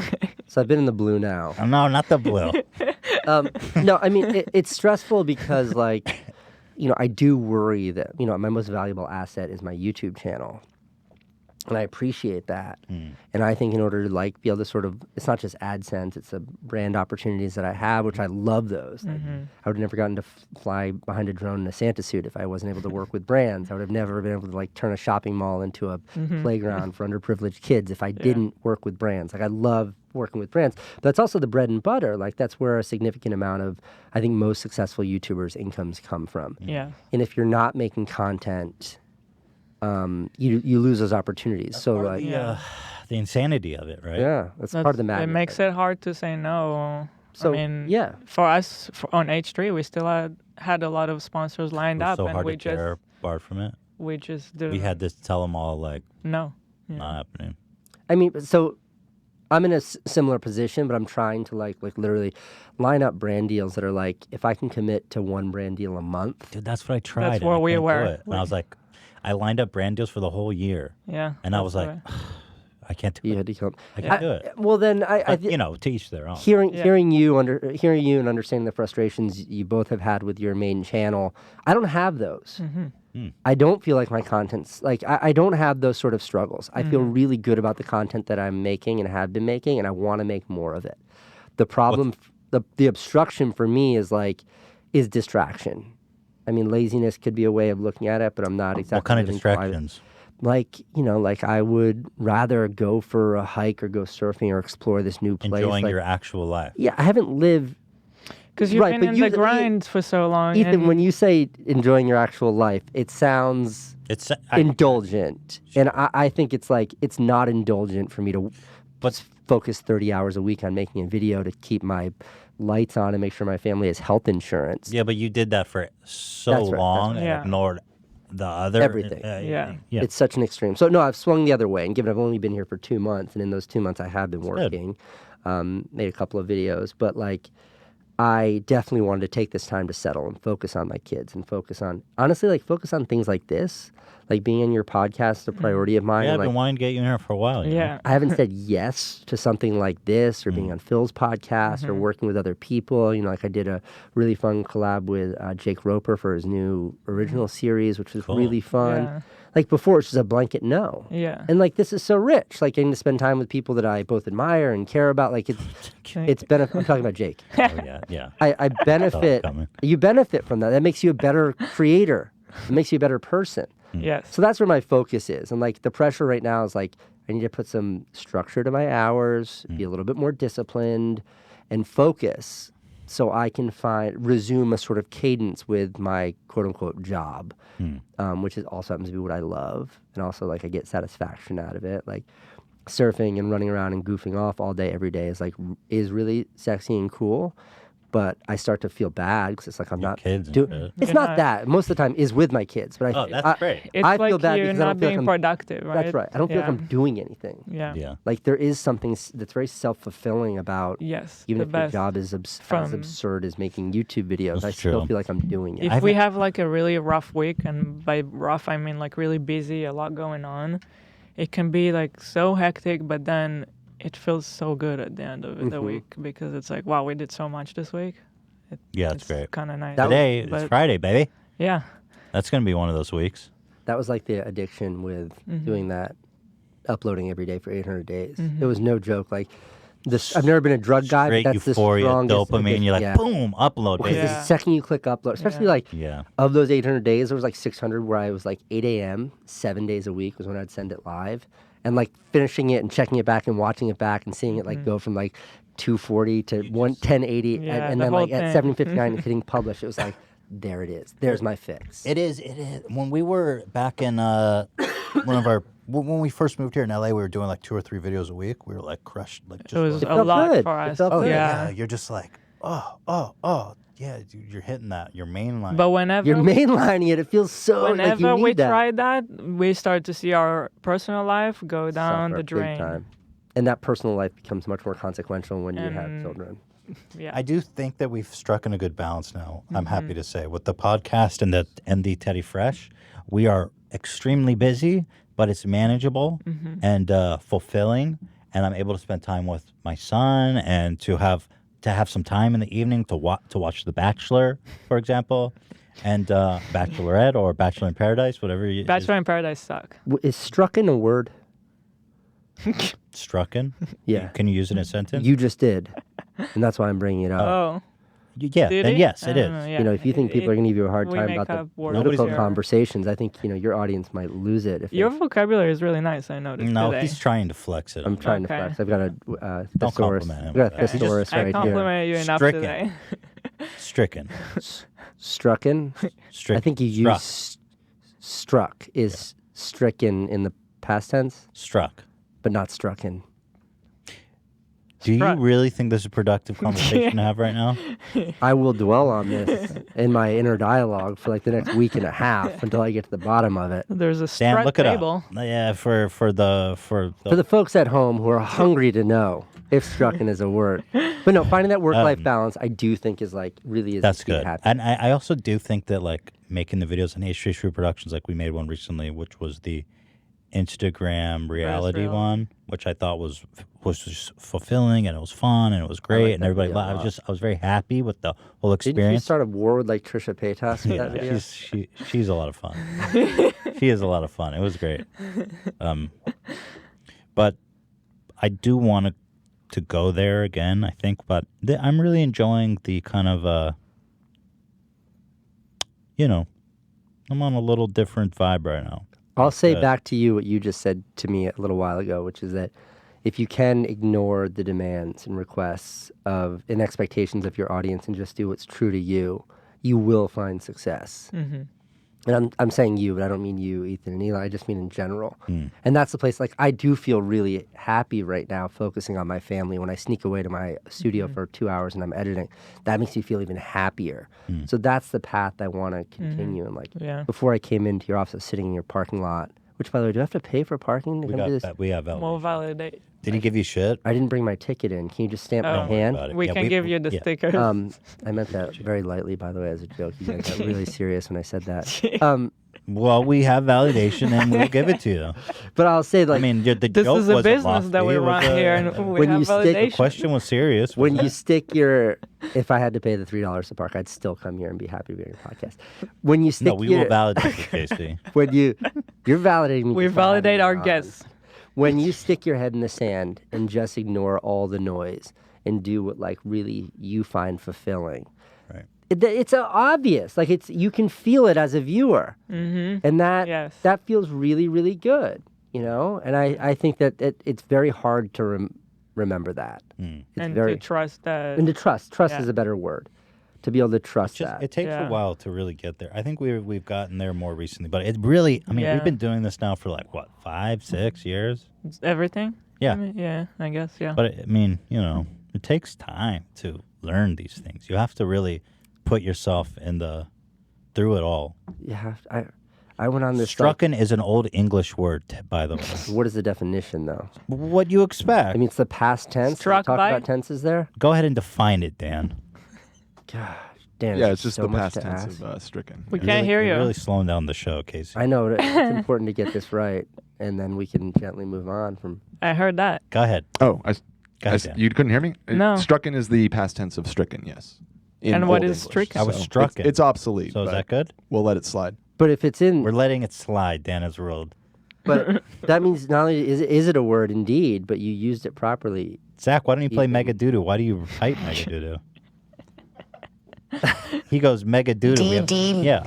Mega Why are you doo-doo. typing Mega Doodoo? Mega doo-doo. Okay. Thank You're you. the sound You're guy. the sound guy. Not the type guy. I don't know. I don't know. I'm giving a talk at like a YouTuber get together thing in next week, or I don't know when it is, but it's here in LA, and it's a big event. And I really think that like the main focus of my conversation is going to be about finding long legs as a YouTuber or social media star. Like, what is the long term? Like, you guys are both young. Like, conceivably, you work another 20 or 30 years before you stop working. And all of this success that you found in your careers has been in the last 5 or 6 years. So is this transferable to a long-term career? No one knows the answer to that. Yeah, no one knows. But it's something that, like, because I'm 38 and because I have 3 kids, I think I consider that much more reverentially than, like, you know, Jake or Logan. They're both early 20s. David Dobrik, he's like 21. Yeah, I think it's when you're 21, it's very hard to be like, what am I going to be doing when I'm 40 or 45 or 50 Yeah. or 60? That just seems like a different lifetime. It seems impossible. But I'm 38. When you're 38, you're like, shit. What Yeah, am I going to be 34. doing? What I'm am I older going to be too. doing when I'm 45? What am I going to do when I'm 50? Yeah. Yeah, And that's had an impact on the way that I conduct myself. yeah. That's why it's like really forced me to take breaks with the more fun aspects of my career and focus on the longer term, more serious or opportunistic aspects of my career, which might be good for me and my family long term. But that shit's not fun or sexy. Well, you don't know that. That's why we made Teddy Fresh, you know. We were thinking we have to create something that can exist on its own that we like doing, that we can see us doing long term, and Diversification. exactly. And I mean that was the motivation, and it's great. I love it. It's awesome. It's great. It's been the best thing we ever did. Right? Mm-hmm. Right. Wearing that hat. What? Wearing that hat. Wearing that that hat. hat, yeah. Exactly. Like Ela Klein, CEO. CEO. I know all about it. That's a good hat. It looks good on you. Yeah, it she's looks awesome. good on you. Thank you. But it's like bifurcating your focus from like what you do in social media to something like that is real. Would you be Yeah. willing to discuss the most you ever made for a brand deal? Sure. What is it? Oh, like you're gonna just ask me? Yeah, the people, I would know. I'm sure everybody would love to know. I mean, fascinating. It does feel I'll like tell you. I'll give numbers. I don't like to. I don't like to because. No, but people have no But idea. it's fascinating. Fascinating. And if we can bust this nut open, rather. I'm can literally you trying to. can you stricken the nut? I can struck in the nut. Let's struck. That doesn't this make nut. any sense, does it? But I don't think people understand. Let me put it this way. let me give a little preface to this conversation. And you don't have to share anything you're Please. not comfortable with. Okay, go. I know you're a guy that works with a lot of brands, and I do. I think you probably got some big paychecks in your have. day. Yeah. I have no complaints. Yeah. Um, But I'll put it this way. Go. When I was first starting out my YouTube career, I befriended a big creator. And at the time, I was probably making $2,000 or $3,000 a month from ad revenue. And I thought, that's pretty Baller. sick, you know? And he told me, I go, how much do you make for one of those ads? Because I never worked with the brand. In fact, we didn't go on to work with brands for a long time. But he goes, I make $30,000 for one brand deal. And I was like, what? I'm like, dude, that's how much I make in a year. And that completely blew my mind. I don't think people understand necessarily how much money people make. And that as someone who had even been doing YouTube for a year or two, I was like, 30,000, dude, that's insane. Now I know you're not impressed by that number, are you? no. Yeah. No, I mean, It goes much higher. $30,000 is an ungodly amount of money, but it goes much higher. Yeah. Yeah. It goes much higher. And I think before we start talking numbers, to put a little context to it, to like, what is the ROI? What's the return on an investment like that? How does that make sense? Why would a company write a check for $30,000 to a YouTuber? If you're getting millions of views, I mean, it speaks for itself.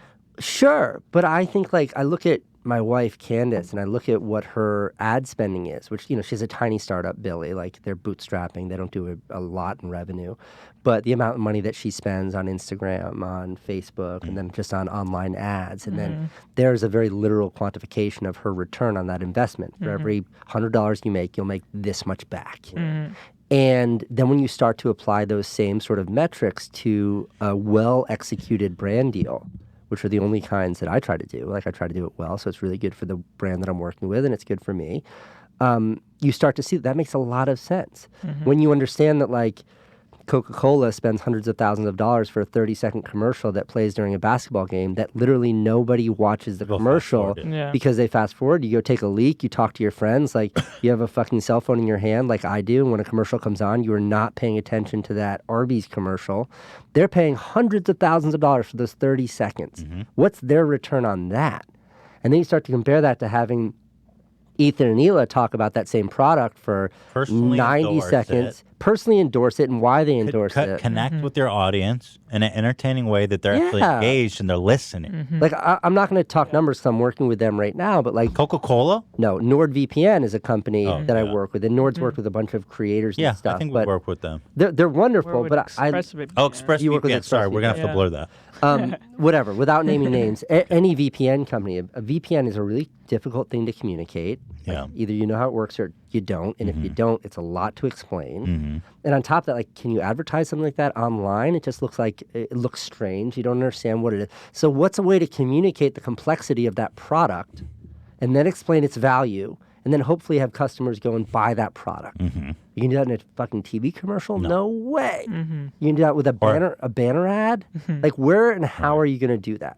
Right. So you work with a creator like that company that I mentioned in particular has worked with like Phil, and they've worked with a bunch of tech reviewers. And all of a sudden you have a fairly eloquent individual who knows how to communicate ideas to an audience that they understand, they speak with, they have a dialogue with. And it becomes a really fair value prospect. So how much? Because that individual is getting paid and that company's getting the exposure they wouldn't otherwise have access to. Right.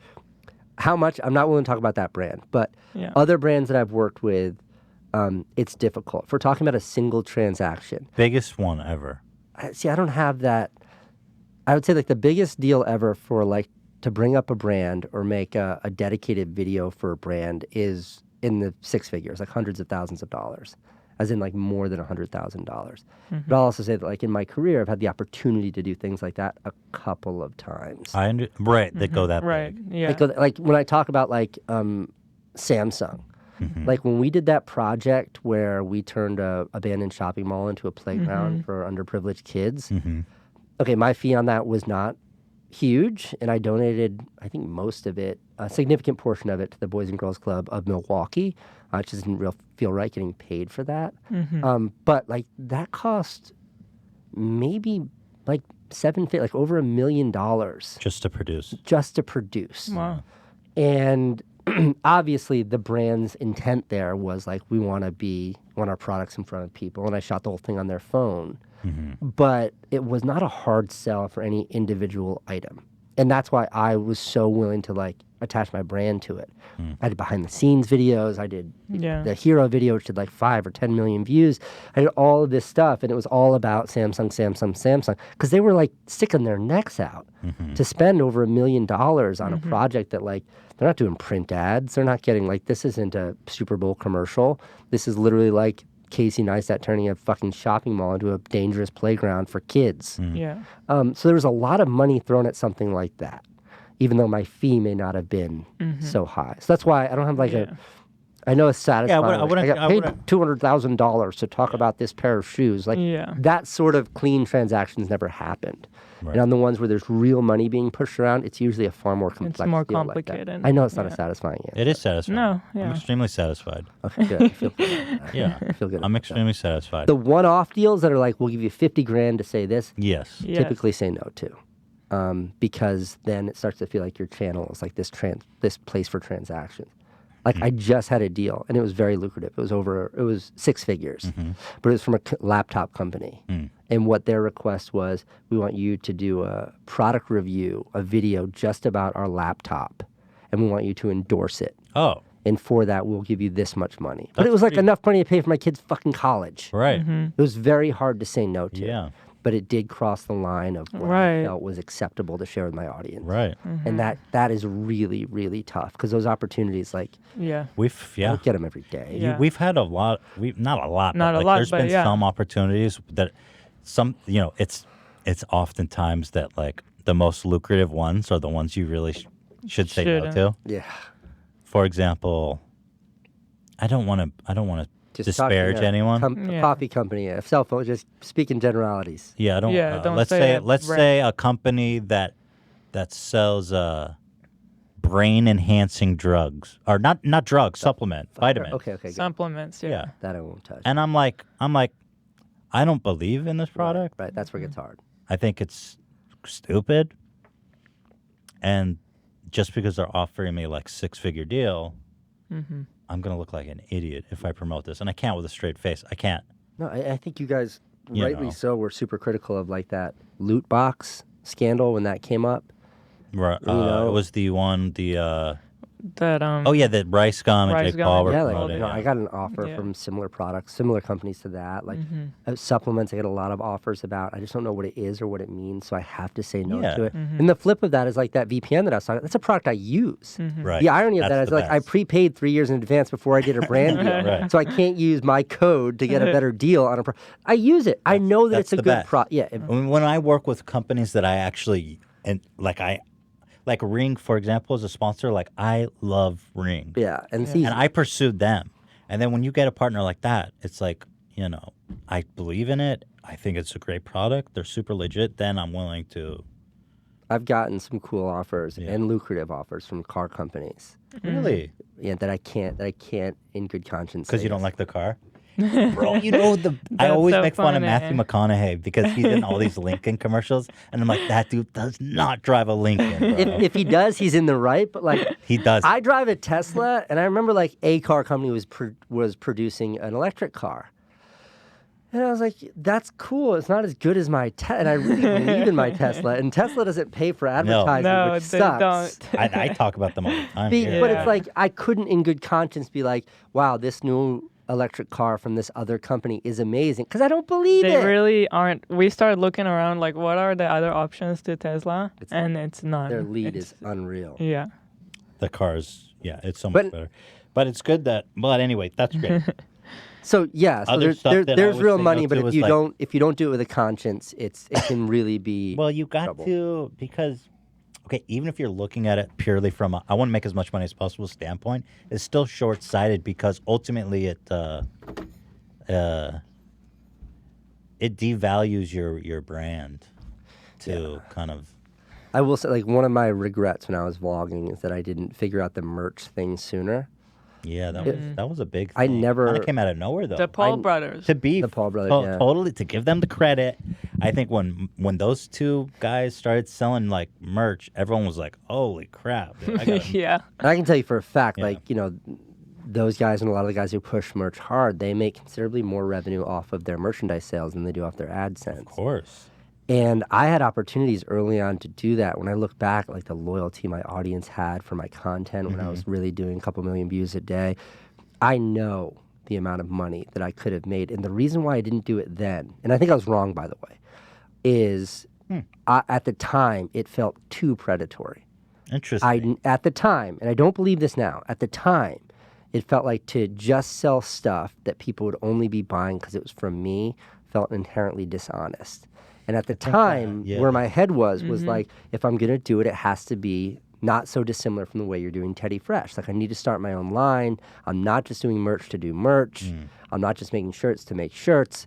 It has to be something bigger. And that, it's that thing where it's like perfection got in the way of good enough. Yeah. The reality was, like, I've done some merch since then. Merch I've released is great, a couple. yeah. Merch but is I think great. there was a shift in attitude. Yeah, There was a shift in attitude. I feel And- like we used to think that too, like a long time ago. It didn't help the way that Jake and Logan did it then, which was predatory, which It was was super so aggressive. distasteful. Yeah. And it was like, okay, that's the culmination of everything that I don't want to be doing in the Yeah. merch space, so I'm not going to do it. And I think that cost me a lot of revenue. And I also think the thing that I underestimated is, like, when I was like 14 years old, the amount of length, the amount of distance, the amount of effort that I would go through just to get the right skateboard t-shirt, because I wanted to show the world that, like, I'm a super big fan of this skateboard company.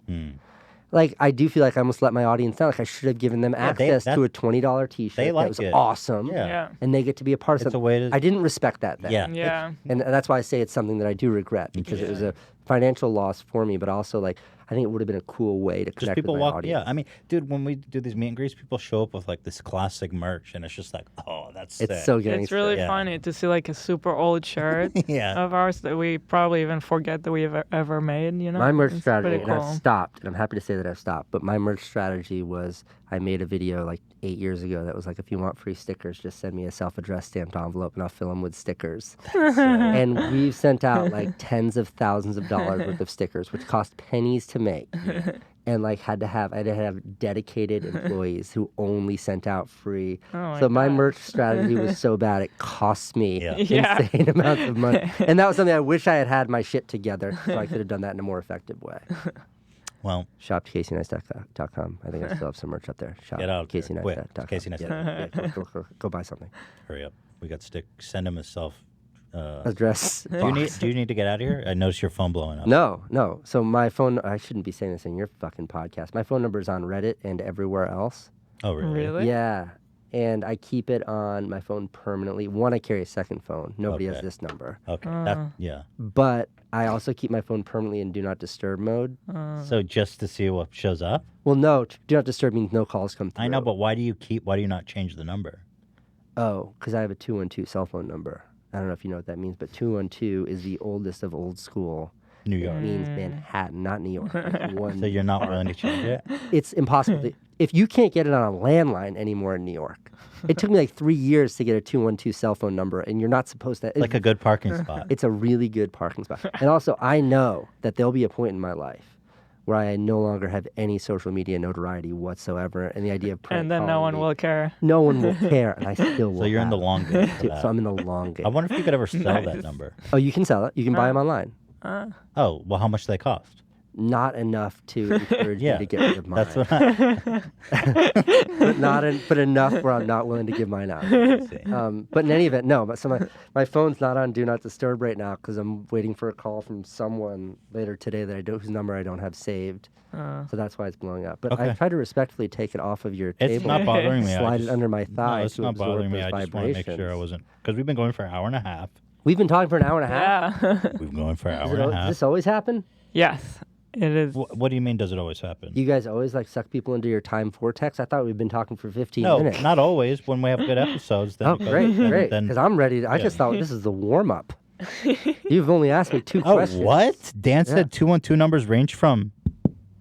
Wait, You 175 to 30 grand. Yeah. Why- See? Wow. $30,000. Wait, hold on. Well, dude, that's a Really? Because huge I price guarantee discrepancy. you, Dan, if because- you're on that site that I know, the marketplace, Yeah. the ones that are 30 grand are like 212-666-6666. Exactly. If it's like a real I'll drop juicy, 30 like grand or something memorable like that. one. That's What- dope. Yeah, yeah. Or you get ones that spell things out, like 212 Yeah, go okay. Casey. Right. Ah. Believe me, Exactly. I've looked into, I've done all this homework. Dude, New Yorkers are so psycho. They're the only people in the world willing to pay $30,000 for a 212 number. Well, yeah, maybe if no one's bought it yet, that's not the case. But I'm gonna go buy it when I get home. Let me see what else I got here. You're gonna get a brand deal so I can get another 212 number. Oh, you sold Beam. Okay, you sold Beam for $25 million, famously. Yeah. I can neither confirm nor deny that. Oh, you can't even. But that was the headline. That was the that's that's that's the correct headline. statement. That was Okay. the headline. Yeah. That was it was reported. Okay. Yeah. Reported is an important aspect. Now, after a couple of years, it seemed to, I guess, fizzle out, or maybe it didn't meet the expectation that they had, or there was some kind, or maybe it didn't meet the expectation that you had. Something happened. Yeah, I mean, so it was a very exciting opportunity to like grow something that we built from zero to something much, much bigger, especially under the umbrella of a gigantic parent company with really vast reach. But ultimately, like my business partner and I started the company. Ultimately, we never really found the footing that we had hoped to find within such a bigger parent company. And the parent company's decision was to bring everything that we had been doing with them in-house, which they're still doing, and they're still making great content. They're still doing interesting things. And They are. Where is it? It's they all work out of CNN. Oh, they work for CNN now. Yeah, I mean, well, Where's the content live? the minute on the Beam YouTube channel and other Beam outlets, and there's a lot of cross-pollination with some of the content they're creating and sort of the more mainstream outlets of CNN. I remember during the government shutdown last year, there was a really, really impactful piece that was produced entirely by Beam about how it's affected TSA workers. And like that piece was picked up by Anderson Cooper. So Anderson Cooper is reporting on, maybe reporting on is the wrong word, is using a Beam report to bolster or to maybe illustrate some of the things that he's talking about, which to me just felt like a real, that's sort of the ultimate success. So they're still making incredible work. I couldn't be more proud of what they're doing, but I think at the end of the day, like my business partner and I, it was not a great match, and that's sort of how that netted out. You gave it a shot, didn't really work out. I think all around. I don't think that it was us just giving it a shot or them just giving it a shot, but I think it was something we all tried to pursue and really, really good. We had really good interests and we had really good plans, but ultimately they went in a different. It was brought in a different direction. And so, you sold them an app, but Well, I think that's where a lot of the misunderstanding comes from. So it was like, no, we weren't just selling them an app. We were selling like some of the most valuable things that we had pulled together at that company is we had an amazing developer team. That's very hard to do. Very, very hard to do, especially in New York City, especially when it comes to mobile video software development. Like that's a very hot spot. And that's something that every big company is trying to scoop up, even the Facebooks of the world and all the Googles. Like they would love, and they have such a tremendous appetite for the kinds of talent that we had aggregated and brought together. On top of that, like we had built a pretty amazing suite of intellectual property as well. One of the products that Beam launched quietly that was really successful was on the election day in 2016, a product called Exit Poll, which was this really cool app, one-day only app, where like you could post a video of who you voted for and why. And then we artificially stacked it, so you'd always see independent, Republican, Democrat, independent, Republican, Democrat. So it wasn't about how many people, it was about perspectives. And I remember like an hour into Election Day opening up that app and seeing the passion in the voice of Trump voters and the sort of hesitation in the voice of Hillary voters. And I knew like right then and there, because of an app that this incredible team built, that Hillary's going to lose the election. So in any event, like that was an example of one of the products that we built. So that acquisition was not for a simple software product. That acquisition was for sort of the whole package. I see. We had a physical space. We had wild talent. We had intellectual property. We had a plan. We had an agenda. We had ambition. And, when we were purchased, the parent company saw an opportunity within that. So it was a far more holistic thing. It was a more dynamic thing than just simply buying an app. So when it fell through 2 years later, was there some kind of vesting thing there, or I mean, was that just like a sweet payday and you guys? I mean, so it was spread. It was sort of different for every single employee and every. I mean, I will say that like they were amazing in how it was structured and how it played out, and I think that most everybody was part of the team was very empathetic and understanding about why this change was taking place. Because again, it wasn't a shuttering. It was like when this transition took place to bring it internal. I think almost everybody was offered a very similar opportunity to what they had working externally, internally, and they could choose whether they want to go work for them or not go work for them. So, it was a difficult transition, but at the end of that transition, I think there was opportunities there for everybody, if that makes sense. I know it's a pretty soft answer to your question, but that's kind of how that worked. I see. Like the way to say it is like they were really great. Like yeah, CNN was okay, I really amazing. They were believers. They were supportive. They were supportive of everyone. And like the team there was incredible. The people that I was working for there was incredible. God bless. And I like one of the most successful projects we did with Beam was about vaping. Yeah, I remember. Yeah. And that was with funny. you. Thank Yeah. you guys for doing that. That was like, a fun video. That's a really, really interesting approach on something that had sort of only been poked fun at. Right, that's true. You Yeah, know, I hope they make a follow-up about how vaping's killing everybody. I know. How about that? So much for vaping apes, man. People are just dropping dead. Why is it all of a sudden people are just dropping dead from vaping? I don't People know. have been vaping for a while. I don't know, but so my brother-in-law is a doctor, and he and I were discussing this. And my theory that I presented to him was that, like, when people are really getting sick, are these like the equivalent of people who smoke 5 packs of cigarettes a day? Because I know a lot of people who smoke cigarettes casually who aren't affected is the same way as like those people who are chain smokers. And then I read a thing from one of the guys who's affected, who was a jeweler, if that's a word, Juuler. He said he was going through 3 Juul pods an hour. Wow, I feel like heavy that's enough to use. take out a horse. That's heavy use. You know? So who knows? Dan, you're a vapor, Dan. What's going on with Dan, how much do you vape? You probably follow Well, this less story. now after all this. It seems like the people that are dying, it's most likely related to them buying black market stuff. But there's just not a lot of information yet. I was actually just reading an article earlier today that a news organization, I forget who did it, but they did an independent test of those black market, especially the THC ones, the weed ones, and like 10 out of 10 of them had cyanide in it. So Why? that's not a good sign. So don't buy the black market shit. Why would I don't understand these black market drug producers too, who they just cut a little like fentanyl Yeah, or whatever. in the in Xanax. there, It's like yeah. why? Yeah. I have no You just idea. want to kill people? I don't know. The whole thing terrifies It me. improves their sure margins. that It's it cheaper. just makes it cheaper. That's gotta Fentanyl, be. I think that's an expensive. That's like a good. That's I like don't good know. stuff. That People has pay to be for the that. reason. There has to be a reason. You can stretch fentanyl.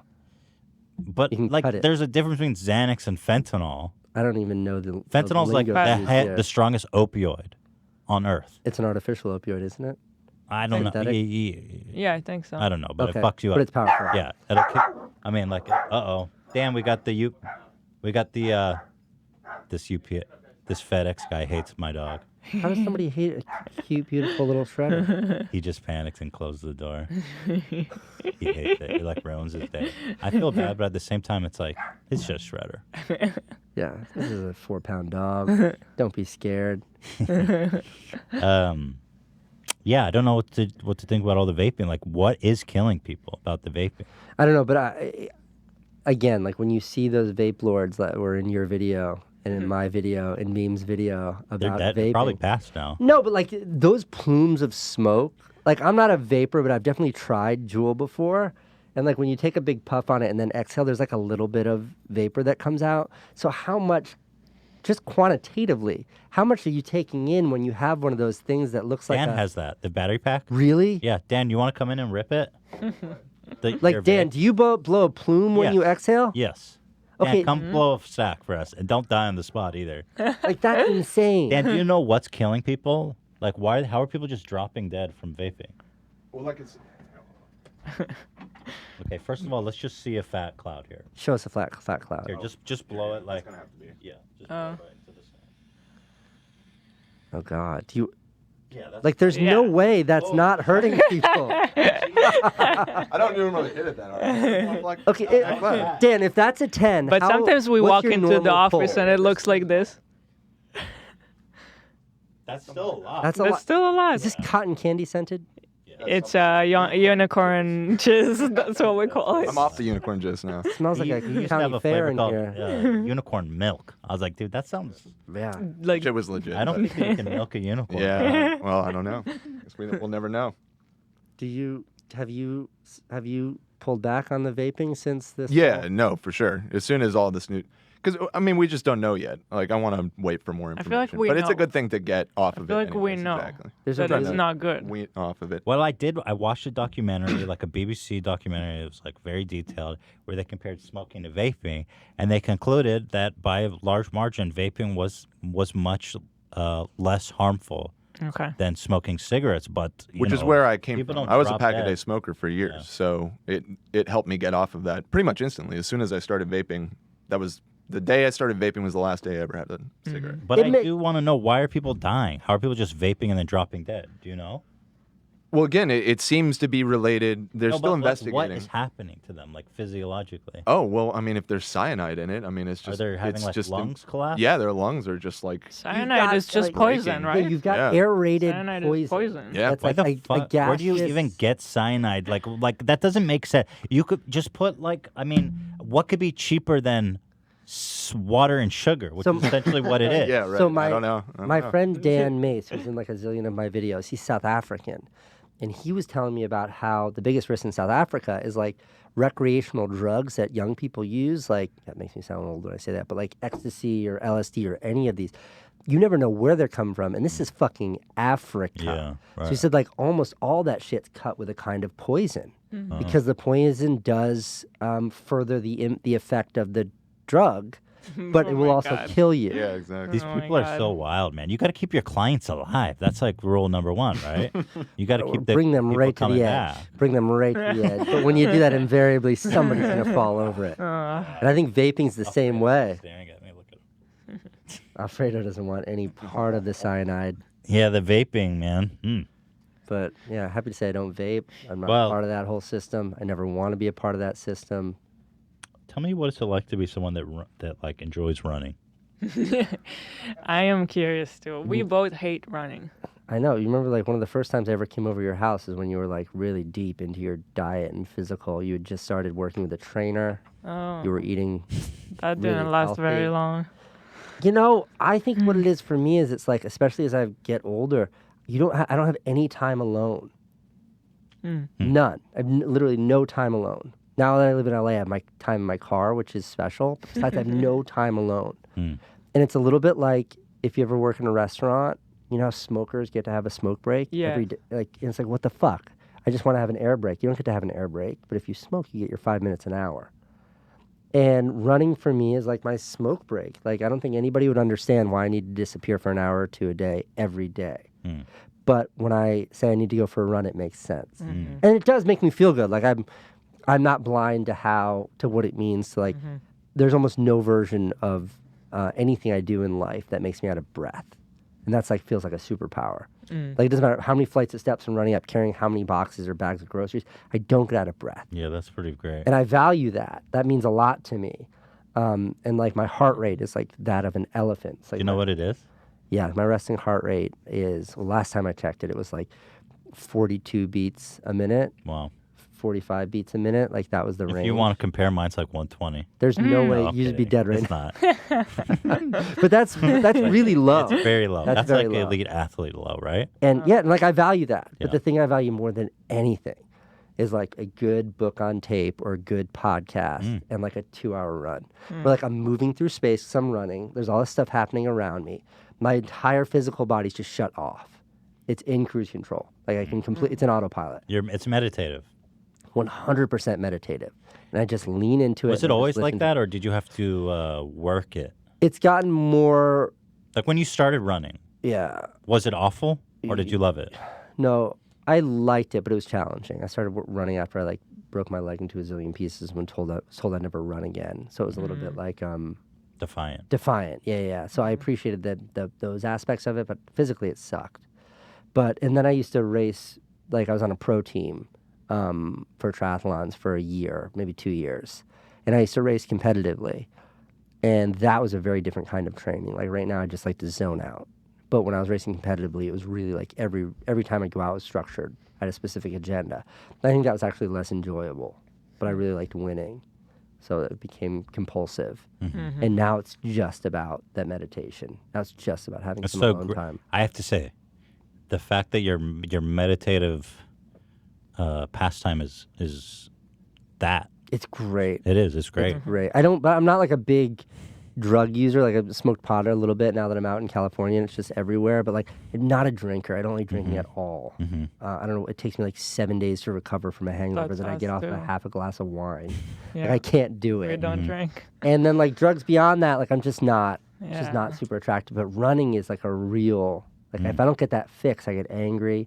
Like when I broke my shoulder, my collarbone rather, I had to go like 2 weeks almost before I could run because the up and down just affect the heel. And I just get angry. Do you ever feel like overly dependent on it? Yeah. It's complete like I'll choose. It's a little bit annoying that you have to run to feel. And I have to. Normal. Like I'll give up time with my kids to go for a run. I'll definitely. What's the minimum time you need to run for? I mean, really, it's like 45 minutes for me before it's something. That's decent. Like this morning, Not enough though. The last 2 days in a row. Like yesterday, I was in Joshua Tree National Park, which is amazing. I was with a friend of mine. And he's a super fit athlete, but he's like not a long distance guy. And after 4 miles, he was like, he's like, I'm going to stop, but you should keep going. But I went back with him. Yeah. So that felt like it wasn't even worth going. And the same thing happened this morning. I was meeting a friend of mine. It wasn't even worth it. For 4 miles. Didn't even get the heart you rate there. doesn't get, nothing. 4 miles is nothing. 4 miles does nothing. What's a good run for you, like 10? Yeah, 10 is, if I'm, average day is 10. Yeah, when I have nothing going on, like 10 is just sort of the norm. Do your kids wonder what's wrong with you? We're like, dude, why is Dad? A little bit. just Well, like running? you asked about my older son. Like Owen was such a champ. Owen has like really severe scoliosis. He's probably gonna have to get back surgery sometime, which that sucks. sucks. Yeah. Not that it's let him hold him back. He's like a really fit kid. Yeah. But he raced competitively all through high school, and he would do all my races with me, including half marathons. He'd always show up. He'd run everyone. The kid did triathlons, and he was like 10. And I know that like he does not have the body for it. Like he literally has a body that's not for it because of his scoliosis. That I loved. But the girls are maybe a little young. You loved?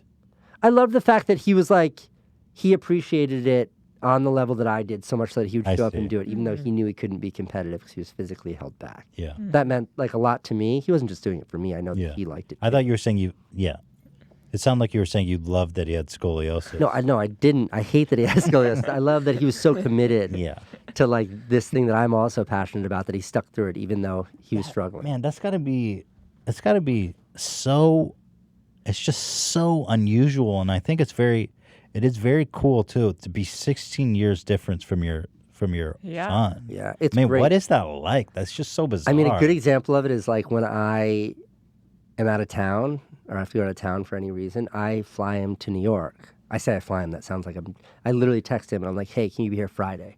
He's like, yep. And he just like shows up at our house in Los Angeles. Just shows up the house, which means like he figures out how to get to the airport, books the ticket, gets on the plane, gets off the plane, gets in the Uber, and makes it all the way to the house all by himself. He's an adult. This is a kid whose diapers I used to have to change. Yeah. He's like an adult. And then he like takes care of the kids while I'm gone. How old is he now? 21. Okay. So like when I travel, he like steps in and looks after my kids, and the girls adore him. God, that's so wild. Ethan was 21 when we met. Really? You guys have been together for 13 years? Yeah, I mean, we met. It took a few years There's until we were courtship. actually. I understand. We're going to be married for 7 years in October. Yeah.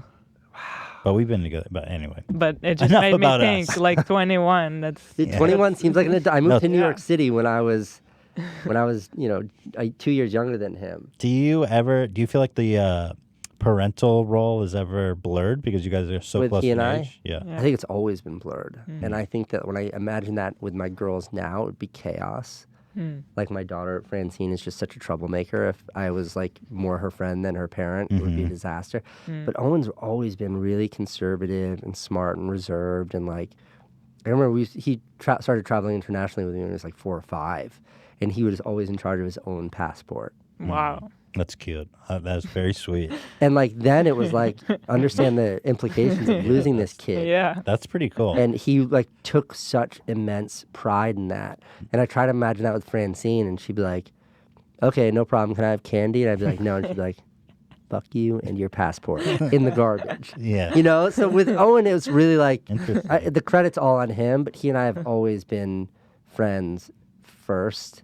Wow. And I think I attribute all of his success to like either his mother or just the fact that he's a great human being, but not any sort of genius parental. No, like judge me based on how these girls turned out, not him. I mean, to be fair, He's an angel. I mean, how good of a parent can you be at 16? I mean, I don't know how good you were, but I can only imagine. I have no idea. Yeah, I tried right. my best, but I was like just as concerned with getting the I new mean, Dreamcast as I was making sure he knew that's- how to walk. That's so wild. Damn, you knocked up a girl at 16? That's badass, bro. I didn't even lose my virginity until I was like 19. She was older than me too. Really? Trouble. Yeah, that was bad. How old was Bad she? kid. She's like 19. And you were 16 and you impregnated a 19-year-old? Mm-hmm. Oh my God. Nice stab. Get it right there. Get it. Get it. Get it. Epic. Don't Yeah. do that, kid. Trouble. Yeah, it happens, kids. Practice safe sex. Yeah. You really feel Was that the vulnerable at first that time? age. Did you lose your virginity and get her pregnant all at once? No, but I'm almost positive she was pregnant from the first time that we slept together. Damn, that's the when You're you're just 16, stupid your when you're a sperm kid. is so Yeah. potent, bro. So potent. I'm assuming it had no, to it have is been. because like when You you're don't want to mess with that. it takes people a while to get pregnant when you're like 30. 30, like yeah. now, but when you're 16, if you like breathe on her go wrong, she gets pregnant. I know. I secretly think that Candace is conspiring to get pregnant again right now. Secretly? Conspiring. Because Conspiring? Conspiring, yeah. Because I think it's a vast conspiracy. Because With you multiple wouldn't people. want What are to? you No, I don't want another kid. Are you crazy? And she does. Here's the thing: you have a house with one baby in it. Wait, what is she doing? What do you suspect she's doing? It's not. It's more like she says things like, "I wouldn't have. I met with so and so, and she's pregnant. I couldn't believe it. I couldn't imagine having another kid." She's And you? placing the And I'm like, "No, I don't want another kid." And she's like, "I know, but just imagine if it were to happen." right. And I'm like, "No, I will not take that road will down not to imagine. Yeah, I will not imagine that." And she's just like, or she'll be holding our baby, like our little baby, Georgie, little girl. She's so amazing and so Such a good. cool name, by the way. Thank you. She's like Franny was never as like tame and sweet. Franny's amazing, but she's a firecracker. She's an explosion, and the baby's so good. And like we look at the baby, and we're like, "This is the last time we're ever gonna have babies." And But Candace- she's wondering, Candace will be what like, if? "Doesn't have to be," you know. Oh my and it's like she's God. dropping those bombs left and right, and I'm terrified of having another kid. So wait, how many Two kids do you have seems now? I so have like hard. 400 or 500. I have 3. Yeah. But it's like when you either Three's have a lot. one or you have infinity amount. And I That's have right. Infinity Well, amount. no, I feel like there's a three. If you have 3 kids, that's like you're good. That's a lot, but that's normal. Once you hit 4, you might as well have 10. It's just they just don't stop. They're just everywhere all the time. There's no way I can imagine. I just feel like I'm getting a grip on life. Yeah. There's no way. We're I have a hard time imagining having another one right now. even though What's the plan? it is the plan. Yeah, we're good. Yeah. I will say it's not. But it seems so hard. I don't know. It feels really unfair to have one kid. Like I feel Yeah. bad. Like I say to kids Yeah. all the time how short-ended of the stick Owen got. No siblings. I And was now all with the poor when I age grew up with him. difference, Yeah. right. He's like, "Dad, can I like?" My kids now are like, "Dad, can we go to Disney World?" And I'm like, "No." And they're like, "Please." And I'm like, "Okay, fine. Put on your shoes." Right. And when I was only a kid, he was like, "Daddy, can I have lunch?" And I was like, "No, not today, sweetheart. Maybe tomorrow." Lunch? What do you got Hang in your there, mind? buddy. Yeah. Like, what do we look like, billionaires? No, you ate yesterday. But no, I couldn't. Another kid right now just seems all so overwhelming. But yeah, that's why I would want more than one, because I want Theodore to have, siblings or At someone to least play 2. with. I think 2 or maybe 3. Well, yeah, that's what I was saying. I get off Yeah. track, but watching the baby look at her older sister is for the first time in my life like total clarity of like, oh shit, that's what it was like when I was a kid. You idolize, you worship your older siblings. You're like, that is my hero, and that's exactly. And I watched the baby just stare at Francine. And just like, okay, I need to model myself on her. And Candace and I are like, no, don't do that. Don't do that. But it's fascinating to watch siblings grow up, and I'm glad we did that. But no, I can't do it anymore. 2 is enough. Yeah. 2 and done. Yeah. Sign me out. Okay. Well, how much should we have? 2 or 3? I mean, I have 3 if you can. 3. More is always better. 4. More. I mean, if you can handle it. I don't My know if I wife was can. explaining to me this summer that 4 is a status symbol. Really? No. This is according to the great Candace Poole. Poor people have more That was kids. my argument. I was like, no. Yeah. I was like, people who can't afford kids have. And she's like, no. What is when this, you see a family who has, Handmaiden Tale? Remember? That was the when status you symbol. see a family with 4, it means they can afford it. And I'm like, no, I was one of 4 kids. Like, none of us got to go to college. That's not true. Yeah, I was afford one of food. 4. We weren't Maybe wealthy. in like LA, maybe in Manhattan or Los Angeles, that might be true. I think she was saying this when we were on the island of Nantucket. I don't know where Nantucket is, but I don't think it's a status symbol there. Nantucket is like the Is that- island is a status symbol. That's where the It's- men can suck it. Nice one. Nice one. Knew a man from Nantucket. His dick was so long he could suck it. No, I Anyone? did not know that. No, thanks for bringing that I'm up. with you on that. Somebody knows that. No, but there's a lot of affluent families there that had like a zillion kids. I guess if you have like a Are they yacht, religious? if you have a yacht No, that can think so. accommodate 4 Right, kids, if your yacht then it's a has four status symbol. berths, then you can have 4 kids. So she wants the status of having a 4 no, she doesn't kid want family. the status. She just brought it up, and I said to her, "Why does everybody in this island have 4 kids in the same SUV?" And she said it's a status symbol. Maybe it is. So there. if you want that status, like if you want that clout, You need to gotta be able to have fill. 4. You need to be able to fill an Escalade. Yeah, if you can't fill your Escalade up with children, like what's If the there's an what's empty the point? seat, then drive off. Yeah, Take that Like, Escalade off. walk. How dare you? Okay, well, we're coming to the end of the app. It's been 2 hours. I want to show you a couple of videos. We have some new scooter vids. Should I watch these scooter vids, Dan, or should I hold off? I mean, I don't know. It seems like a hard left turn from Yeah. where the conversation. Okay, let's not watch this. That's a So let- scooter turn. Yeah. Yeah, that's true. Let me ask you this then. Pretty You're gonna juicy. fall over. Let's end in the most classic way we possibly can. Great. Do you have you ever experienced supernatural have you ever seen a ghost? Have you ever seen a UFO? Have you ever been visited? Have you ever seen a spirit? Do you have any supernatural experiences? I mean, I watched that Bob Salazar documentary, if that's what you're referring to. Was And that a what did you supernatural think experience about for it you? when you watched it? Do you not know about this documentary? Yeah, We I do. tried watching it. It was fucking awful. It's I hated awful. it. I could turn it off Okay, immediately. here's the thing. Isn't so it stupid. awful? I don't like to throw people under the bus or be too critical, but he's one of the most interesting UFO voices ever, this Bob Salazar guy, and that was one of the worst made It documentaries. was so bad. Like I wanted to hear his story, but I don't think it's his fault. I think it was just It the was way not his made. fault. Not it was his not his And fault. the first 10 minutes, I was like, The first time why it's like, are what are you people trying to watching talk this? about? And on top of that, like, don't conflate the fact that the FBI keeps raiding his firework factory with the fact that he's this, like, just let me listen to this man speak. That's Yes. all I So- wanted, but the and then, like, documentarian the- was so masturbatory. The B-roll of like The B-roll. Google That's what- image searches of fucking Couldn't do it. aliens. Like, why would you It put felt that in there? to me. It felt like a college It project. was invalidating what Bob Salazar was saying. I bounced in 10 minutes because I found the production to be so obnoxious. Here's the thing: the interview that he did on the Joe Rogan podcast, though, made up for Yes, that documentary because Joe Rogan basically asked all the questions that I wanted to hear. but He he's would making repeat it all up, everything. right? I mean, what's your opinion? He's got to be making it all up. What's my opinion? My opinion truly is I don't know. Like, I would say that my opinion is that I want to believe him, and I don't know. Like, it's such a convincing argument. And also, I'm one of those people who like wants there to be aliens. You want to Like, believe, even if the but you aliens don't. invade planet Earth and kill us you? all during my lifetime, yo, kind of a dope time to be alive. You know what I mean? We're all going I down want anyway. to believe, but We had this guy, Mick West, who's a scientific debunker, and he just Tore him up. eviscerated him. Yeah. yeah, Really? it did, yeah. Yeah. It was like he's just kind of repeating some stuff that are easy to. A lot of the stuff he says are like have origins in like old UFO tales that people used to say back in like the 50s from abduction experience and stuff. And in UFO circles, he says like, "Oh, it's from this specific star system that originates back So for him." so he and thinks he's just sort of the heavy, an Making- amalgamation of the heavy particle that he says they used as fuel. He says that was something we were inevitably going to discover anyway, as part of like like it's a they knew that was progression, going to be yeah. next to be discovered or something like that. And like that particle, there's no explanation really for.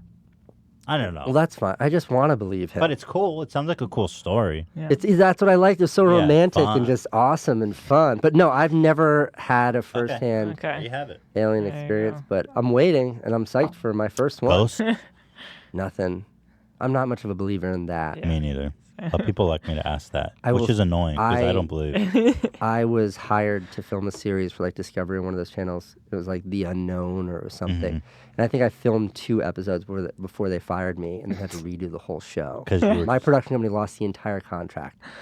And part of the reason why is because I thought everything we were seeing was bullshit. The first pilot Yeah. we shot was about this kid who can who is like reincarnated and could identify all of the minutia of his previous life, where he used to live on the street. So we went to like get into it, and it was just felt like all bullshit. It was like, I used to be a movie star who was alive in the 50s, and it's like, cool thing to say, kid. And so we like brought him from Texas to Hollywood, and he was like, I remember this street, if I could see the street, and we're like, find the street, and we're like, is this? And it's like, it was just all. It's just stupid. You had to be one of those people who really like goes so far out there to believe Yeah. that you're willing to ignore To stretch everything. Yeah. Yeah. That you're willing to ignore all the truths because they don't fit in with your version of reality. You watched the Flat Earth documentary on Netflix? No. It's awesome. Really? Watch it. I'd watch that. It's so good. Flat Earth is Think one of you'd my like it. favorite things. But it's about these guys who are like super flat Earth, and they're trying to prove that the Earth is flat, and so they're getting really high tech stuff and actually really scientific approach. And the more rigorous their experiments, the more they keep disproving themselves. But it's interesting that they keep finding ways to invalidate their experiments. For example, this guy bought like a $30,000 gyro to measure the Earth's rotation.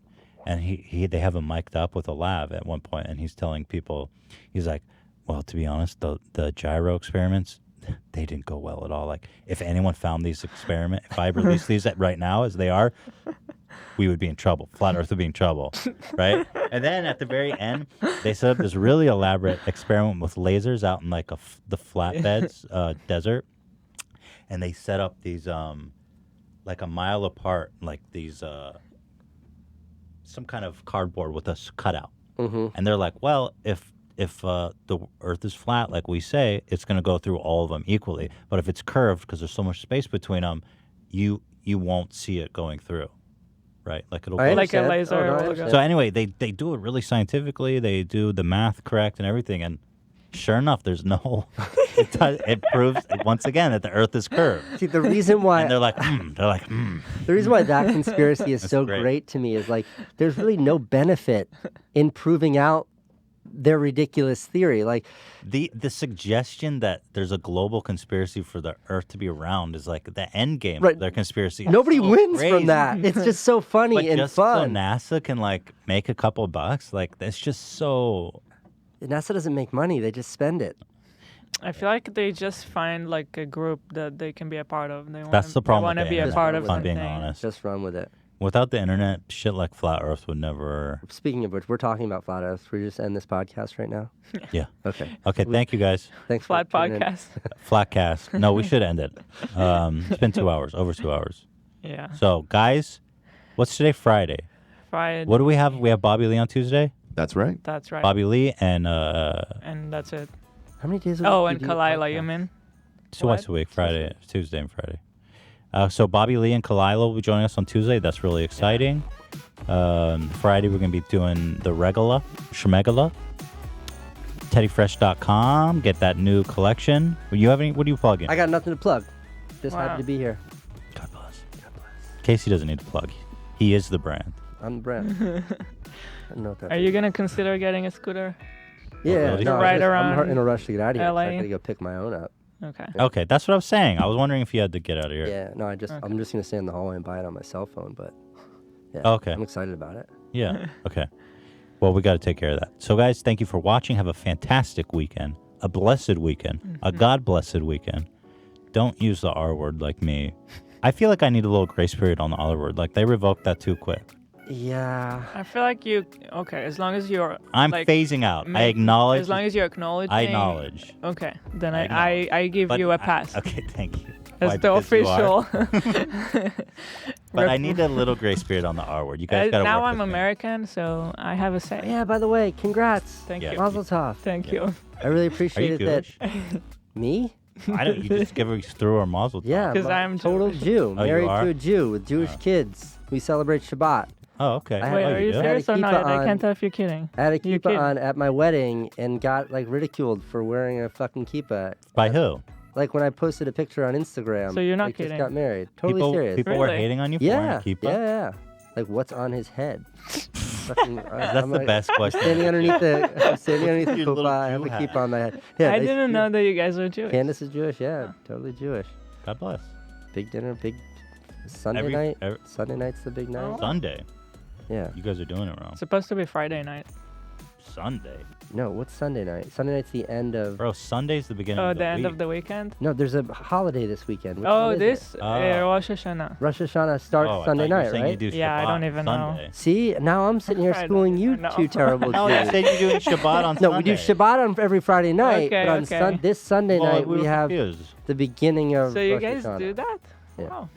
I mean, Shabbat is a stretch. We'll serve fucking grilled Yeah. lobsters at the Shabbat dinner. Yeah. But we use every Friday night's an excuse to get get together. together, Okay. and we call it Shabbat. Nice. And we do light the candles and say the prayer. You You- do? Can we say a prayer together? That's No. pretty crazy. Yeah. Candace does. I Hashem. don't. Do you know like the Hanukkah prayer? Like My mom does, and I don't. Baruch atah Adonai Eloheinu Eloheinu melech haolam. I can't believe we're taking this here.